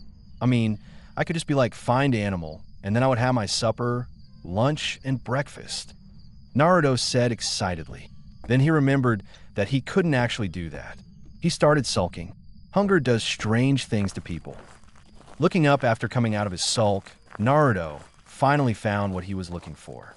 Food. It was only a bird, but any food was good food when the times are tough. Naruto quickly followed the bird on the ground as it flew through the air. Naruto was going to get it when it flew closer to his position. When the bird came in a better view, Naruto's eyes widened slightly. He had actually never seen anything like it. It kind of looks like a bat, just bigger. Naruto thought quizzically, "Oh well, food is food," he reasoned. Naruto timed it just right and threw a kunai at the bird right when it got closest to his position. He hit it. Grabbing up his prize, Naruto closely inspected it. He was right about the looking like a bat part. The bird had the weirdest wings he had ever seen. They extended from its back in the strangest pattern, and they weren't wings so much as sections of webbing. "Holy shit, I just got an idea," Naruto said with a grin. 2 months later. "Jo, brat," Jiraiya yelled out as he saw his apprentice coming into town.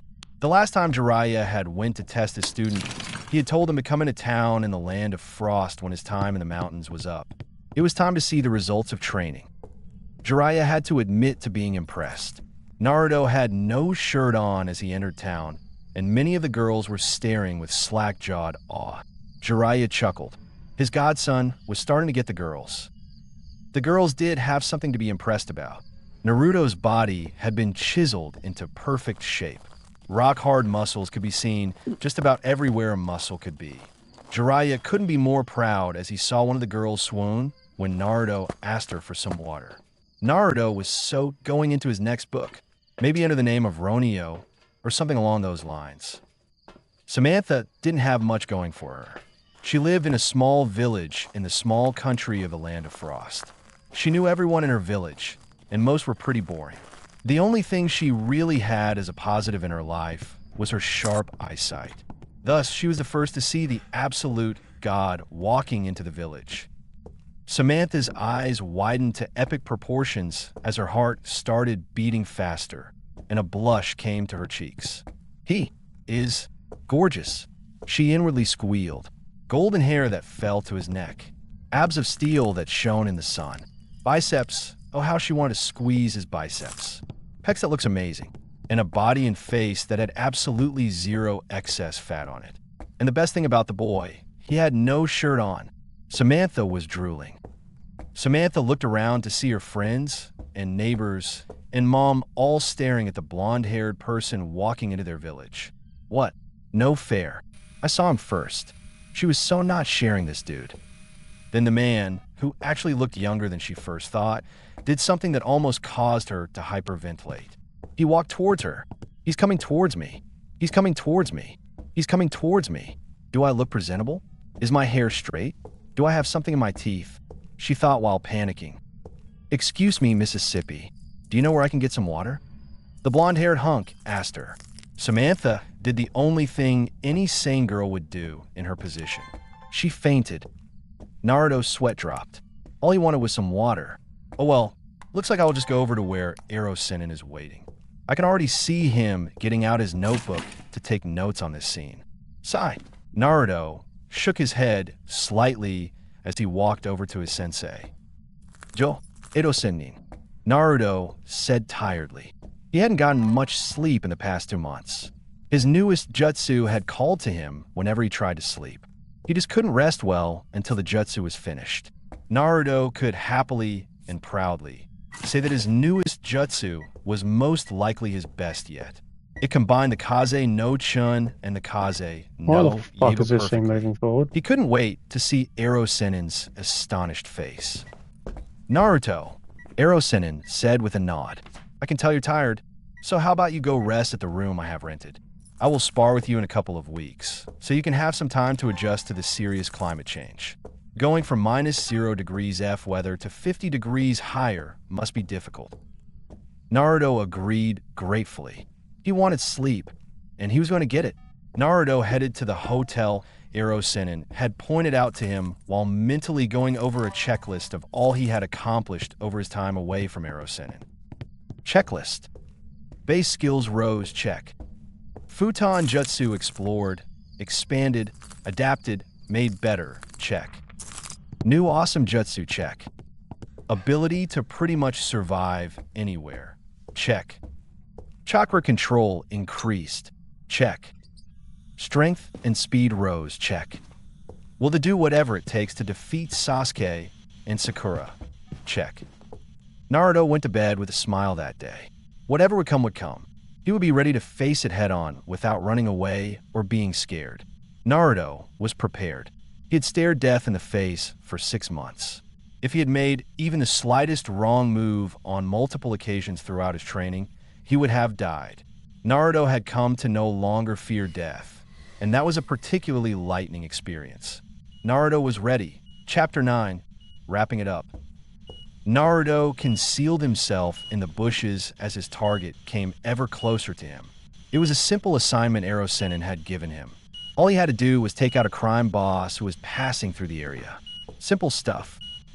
Ero-Sennin had asked Bachan for a couple of missions to go on his record, and Naruto wanted to take full advantage of that Bachan's generosity. It felt good to be doing missions again. C and B rank missions were so much better than the D rank missions he had used to do. Naruto looked up when he heard the sounds from the approaching party.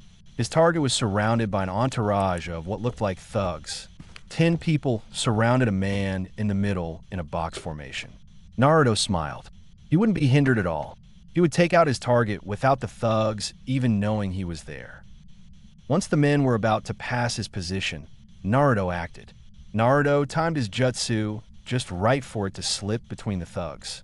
Bringing his hand forward, Naruto summoned the wind, turning the wind into a deadly blade as the wind swirled around his right hand. Naruto thrust his hand forward. An invisible wind blade left from his hand, passed right between two thugs in the box formation, and hit the target. The crime boss, in the middle of his thugs, was split apart by an invisible blade of wind. The thugs were left unharmed. Kaze no Yaiba, success. Mission complete. Naruto whispered as he took to the trees. That's another B rank to add to my record. Now all I have to do is report into Arrow Sennin. Naruto said to himself. He increased the amount of chakra going to his legs. He had a time limit after all. Arrow Sennin and his stupid tests, he thought irritably. Can't I just complete the mission without the whole time thing? Oh well, he was supposed to meet up with Arrow Sennin in a nearby town. He didn't want to be late. Mission complete, Arrow Sennin. The crime boss is dead, Naruto reported.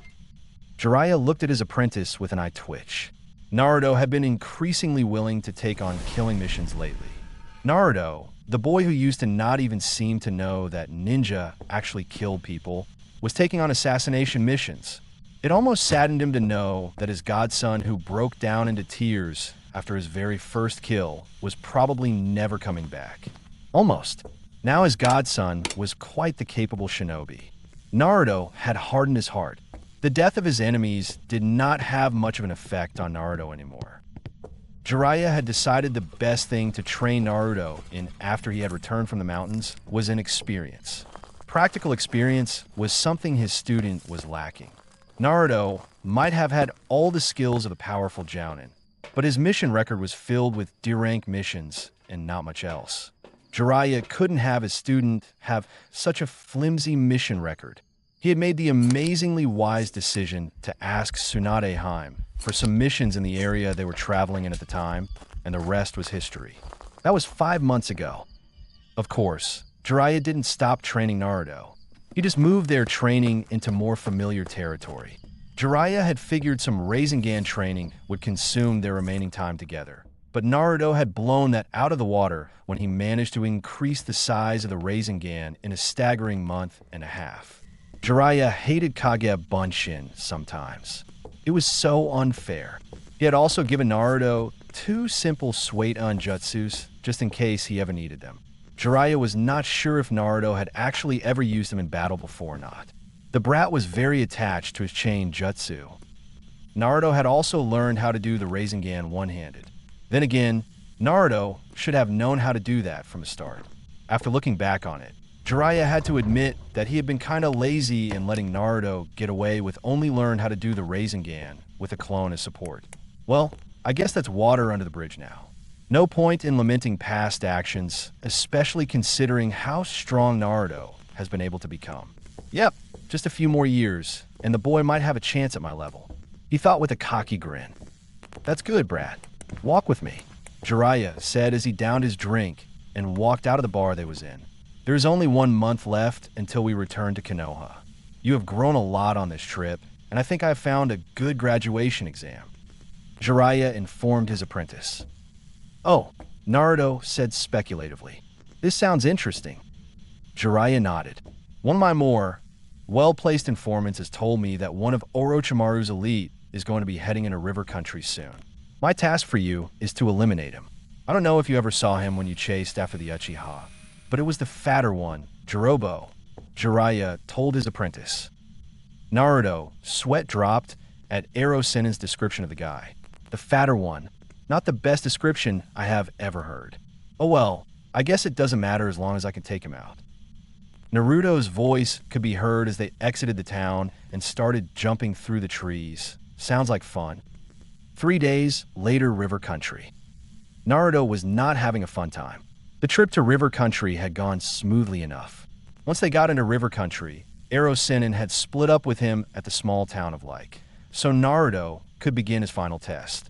Ero Sennin's informant had said that one of Orochimaru's Sound Four would be going into River Country to meet with someone. Naruto's job was to discover who he was meeting with and to take out the member of the Sound Four. The problems first started happening when he actually tried to find the stupid member. The dude was seriously late. Naruto's head snapped up when he heard a snapping branch to his right. Maybe the dude is finally here, he thought with a smile.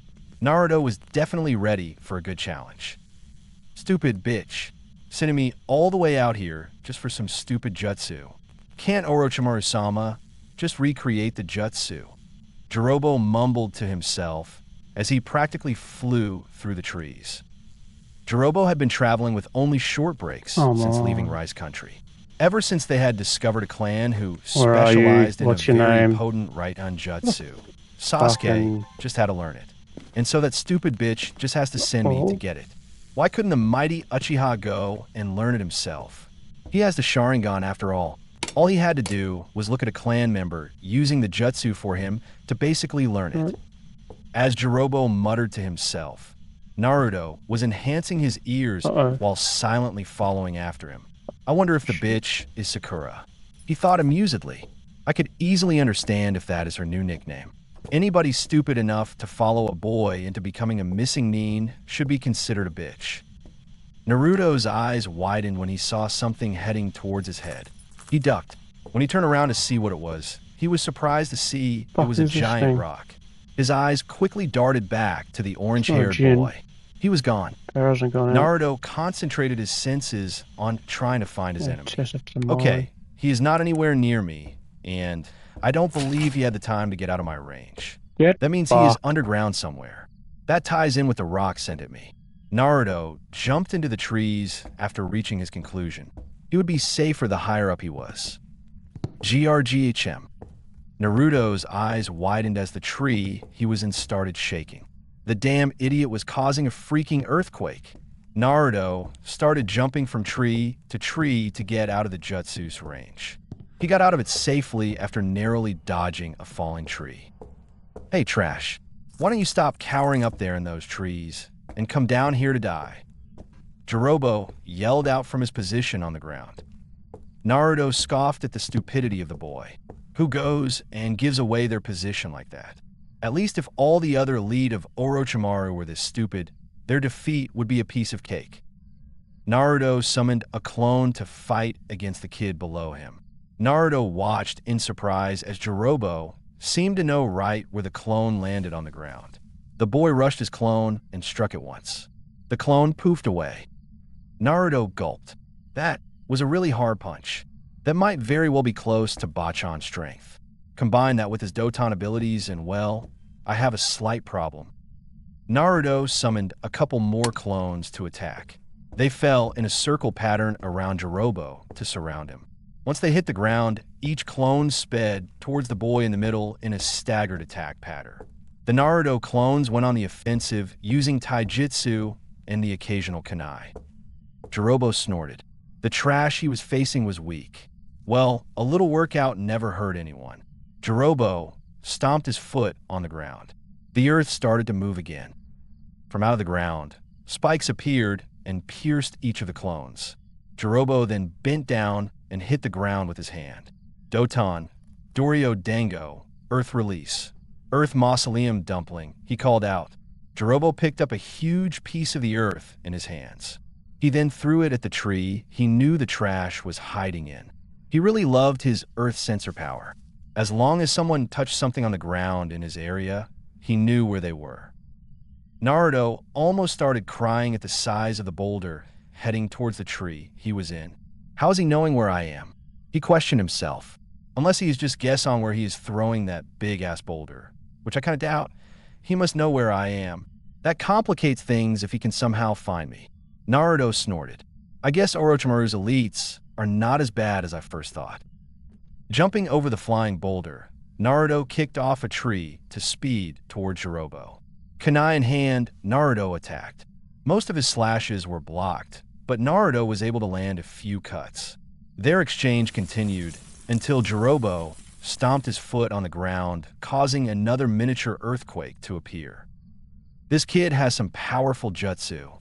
To be able to actually cause an earthquake with only a stomp of the foot is quite impressive. Naruto whispered to himself as he retreated into the trees. He knew he didn't have long if Jirobo could sense him. He would have to make this fast. It was time to level the playing field. Having trees falling everywhere was starting to annoy him. Futon, Gasen no Chen. What appeared around Naruto was a veritable whirlwind of chains. Originating from his hands, the chains extended out at alternate distances and heights. They started spinning, slashing everything around him. The chains quickly decimated the surrounding forest. The chains left only stumps and a lot of firewood. Naruto noticed Jirobo coming into the clearing. He smiled. It was time to fight jutsu with jutsu. Futon, Gasen no Chen. Naruto shouted again as he held out his hands at the orange-haired boy. 5 chains from each hand flew through the air. Each one was aimed at a critical point on the human body. Jirobo yelped as he saw what was headed towards him. He quickly ducked the chains, but that didn't help him at all. Naruto just had a couple chains splinter off from the main ones to stab Jirobo through his right arm. My arm. You stupid trash. You're going to pay for this. Jirobo yelled furiously as he activated his cursed seal. His skin quickly started coloring with marks appearing from his neck. Soon, his whole body turned red. Jirobo was in his cursed seal level 2 form. Naruto cursed. He didn't like the looks of that. Naruto sent his chains out to attack again. All 10 flayed against the redskin. Shit, that's all the damage my A-rank wind jutsu did. Naruto cried out when he saw only medium-sized cuts on the redskin. Those chains should have bisected him. This is going to be a pain. Jirobo, on the other hand, was shocked at how much damage he had taken. His cursed seal's second form granted his skin a great hardness. He shouldn't have been bleeding freely like he was from just one attack. Maybe this kid isn't trash after all. Hey freak, Naruto shouted. How about you give me all the info you have on the Sound 4, Sasuke Uchiha, and Sakura Haruno, and I might allow you to leave here alive. Jirobo started chuckling, then laughing. Then he started laughing manically. He didn't like to be looked down upon, especially by some snot-nosed kid. It was time to teach the kid a lesson. Ha ha ha ha. I'm going to kill you, trash. Time for you to die, trash. Jirobo yelled hysterically. I think he just went off the deep end, Naruto said with a sweat drop. Jirobo rushed the blonde kid. Using his Arhut fist style of fighting, Jirobo began a vicious taijutsu battle. All he needed was one hit, and the blonde kid would be dead. Naruto was starting to sweat. He could tell that he was better at taijutsu, but his opponent wasn't bad either. And with the strength Jirobo had shown earlier, Naruto knew that he couldn't take even a glancing blow without serious injury. One blow could very easily put him out of the battle for good. Naruto blocked a fist thrust at his face by pushing the wrist above his head. An idea started to form when he saw Jirobo's yell of outrage. If the skin was too tough, aiming for an unprotected area was the logical thing to do. Naruto slowly started creating wind around his right hand where Jirobo would not sense it. He was going to win this in one attack. After blocking another attack at his face using his left hand, Naruto waited. He waited. Jirobo yelled out in outrage again at his near miss. There! Naruto sharpened the wind as much as he could before thrusting his hand forward. Futon, Kase no Jaiba. He shouted. An invisible blade of wind shot out from his hand as a visible wind current masked its movement. It went right through Jirobo's mouth into his brain. It killed him instantly. Haha, Naruto laughed. I won. So much for Ero Sennin's final challenge. I didn't even have to use my strongest attack. He crowed. Naruto felt like he was on a high, taking down a semi-decent opponent after a challenging fight with his life on the line. Nothing could compare to that feeling. Though this guy's strength and Dota manipulation were surprising, along with that seal ability of his, I would only rate him at medium jounin level. Naruto said out loud after he started calming down from the battle. He thought about it a bit more before saying, maybe elite jounin, maybe. At a whisper of sound from the body, Naruto turned back around to see that Jirobo had returned to a more human-looking form in death. That's interesting, he said conversationally. It sure is. It is also interesting to see just how far Orochimaru has come with his cursed seal. Anko Mitarashi from Konoha has a cursed seal, but hers is nothing like the one I just saw. She can't do half what that boy could, Erosenin said as he walked over to stare down at the dead body. Naruto nodded thoughtfully at the useful information.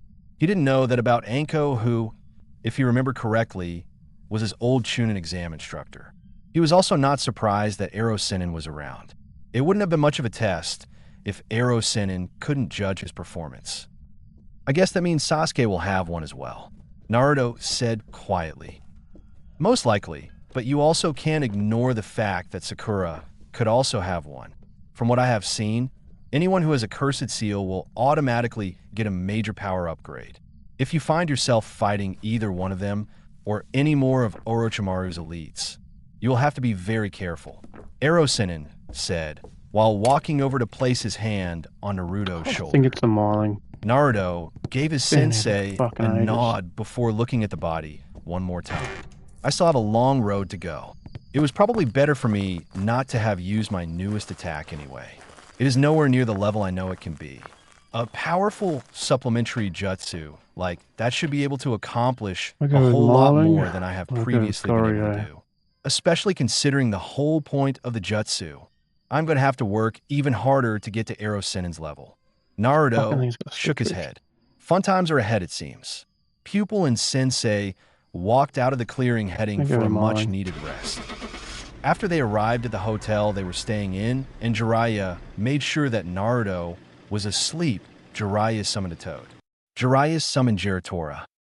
Why have you summoned me, Jiraiya? Jiratora asked petulantly.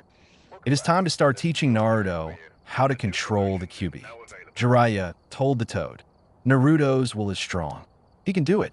To do this, though, I'm going to need you to loosen the seal, Jiraiya said seriously. Jiratora looked outraged. Are you out of your mind, Jiraiya?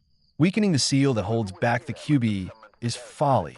I will not do it, he said while turning his head away. Jiraiya's sweat dropped. For someone so serious, why did he do such a childish action like turning his head away? He thought amusedly before getting back on task. Naruto must learn. He must learn how to control the Kyuubi, Jiraiya stated passionately. Otherwise, I fear that Naruto will lose control of the Kyuubi's power when he needs it the most. I have to start now. I can't teach him this when he goes back to Konoha. It has to be now. Minato wanted Naruto to learn how to control. I know this. I need you to loosen the seal, Jiraiya said aggressively. He was not taking no for an answer. Jiratora turned his head and looked at Jiraiya before blowing out his breath. He looked away again. After a few seconds, he turned back to look at Jiraiya. At seeing the same determined face, Jiratora sighed. This is so going to be a bad idea, he lamented. Fine, he muttered grumpily. Jiraiya flashed the toad a grin. Hey, don't worry. I have everything under control, he said confidently. 1 week later. Roar. Shit. Jiraiya thought desperately as he dodged attack after attack. And everything had been going so good too. Naruto currently had 5 tails displayed behind him in what looked like a miniature version of the Kyuubi. Naruto's will had held up strong though. He had been able to use 3 tails with minimum interference from the fox. Naruto had even been able to use the 4th tail to a decent degree, though the fox's will had made him extremely easy to anger. Still, Naruto had been able to control the 4th tail decently. The 5th tail, however, well, the only thing I can say about the 5th tail is SHIT. Everything had started going wrong when Naruto tried to gain control of the 5th tail. Naruto was now rampaging throughout the plane they were on. Jiraiya was just glad that he had decided to do this training out in the wilderness. With the power he was displaying now, Naruto could destroy a whole city. Jiraiya had one chance to stop him. He had to get the seal on Naruto. It was the only way. The problem with that plan was that Jiraiya's left leg had been turned into a mess of flesh, along with a good-sized portion of his chest was missing. The injuries would heal up fine, but only if he survived the night. Jiraiya started moving to try to get closer to Naruto. Jiraiya noticed that Naruto shot its head up when he moved. Then it started running towards him. Jiraiya gulped. It was kind of a scary sight. He started moving again. He had one chance to stop Naruto's rampage. Quickly biting his thumb, Jiraiya summoned. Kuchios, Yatai Kuzushi no Jutsu, summoning. Food cart destroyer technique. He yelled out. Suddenly, a huge toad appeared above the charging Naruto. With all the force of gravity and its own sheer weight, the toad fell. It landed right on the cubified Naruto. The ground shook with the power behind the landing. Jiraiya acted quick. He rushed forward and placed the seal on the arm that was sticking out from beneath the behemoth. He also quickly desummoned the toad to make sure Naruto didn't get crushed when the fox's chakra left him. There he was. Thank God. Naruto is okay. He was greatly relieved. His godson was once again before him, even though he looked like he had gone through a blender. His skin, well, there wasn't much skin remaining. Blood covered him. It was a messy sight. Jiraiya laughed. They must have looked just alike. Godson and godfather, teacher and pupil, both covered in wounds and seemingly on their last leg. Jiraiya knew, though, that both he and Naruto would be healed before the week was out. All he had to do was make sure both of them were well rested before any training or fighting occurred again. Sigh, the things I do for my student. Days before returning to Konoha. So you're coming, right? Naruto asked his friend excitedly as he looked out into the desert from the window. I mean, you've been a Kage for a year or two now, so it should be easy for you to come and watch me kick some ass, right? Gaara looked at Naruto funny. It was amusing to see Naruto this excited. Ever since Jiraiya had informed Naruto about the Chunin exams in Konoha that were happening around the week they returned, Naruto had been all set on finally making Chunin. He also wanted Gaara to be there to witness Naruto's rise, as Naruto called it. The first big step on Naruto's way to becoming a Kage. For some strange reason, their friendship had only gotten better. Naruto had been in Suna for a little over 2 weeks. They had spent much of that time in each other's company. Gaara had even given Naruto a glimpse into the life of a Kage and all the politics that went with it. Gaara's understanding on the reason he was here was that Naruto had tried to control too much of the Kyuubi's power within him, and he had suffered massive physical trauma from it. They were already near river country, so go to rest in Suna was the logical thing to do. Gaara and his siblings were glad for that decision. They enjoyed Naruto's company, and they always allowed him to stay at their place when he came to Suna. I will consider it. I'm already sending Temari tomorrow to head to Konoha to discuss the Chunin exams. I will consider going as well, Gaara said in a monotone. Naruto smiled at his friend as he turned away from the window to look at him. Thanks, Gaara. Naruto turned back to the window to look out on the peaceful village. He was deep in though for a while before speaking. It's just about time for me to get this view. He said quietly, when I become Hokage, I will make sure that the peaceful view from my window will not change. I will become the strongest Hokage in history and protect my people just like you protect yours. It is almost time, Gaara, he said as he looked back into the eyes of his fellow Jinchuriki and friend. Gaara did not doubt a single word.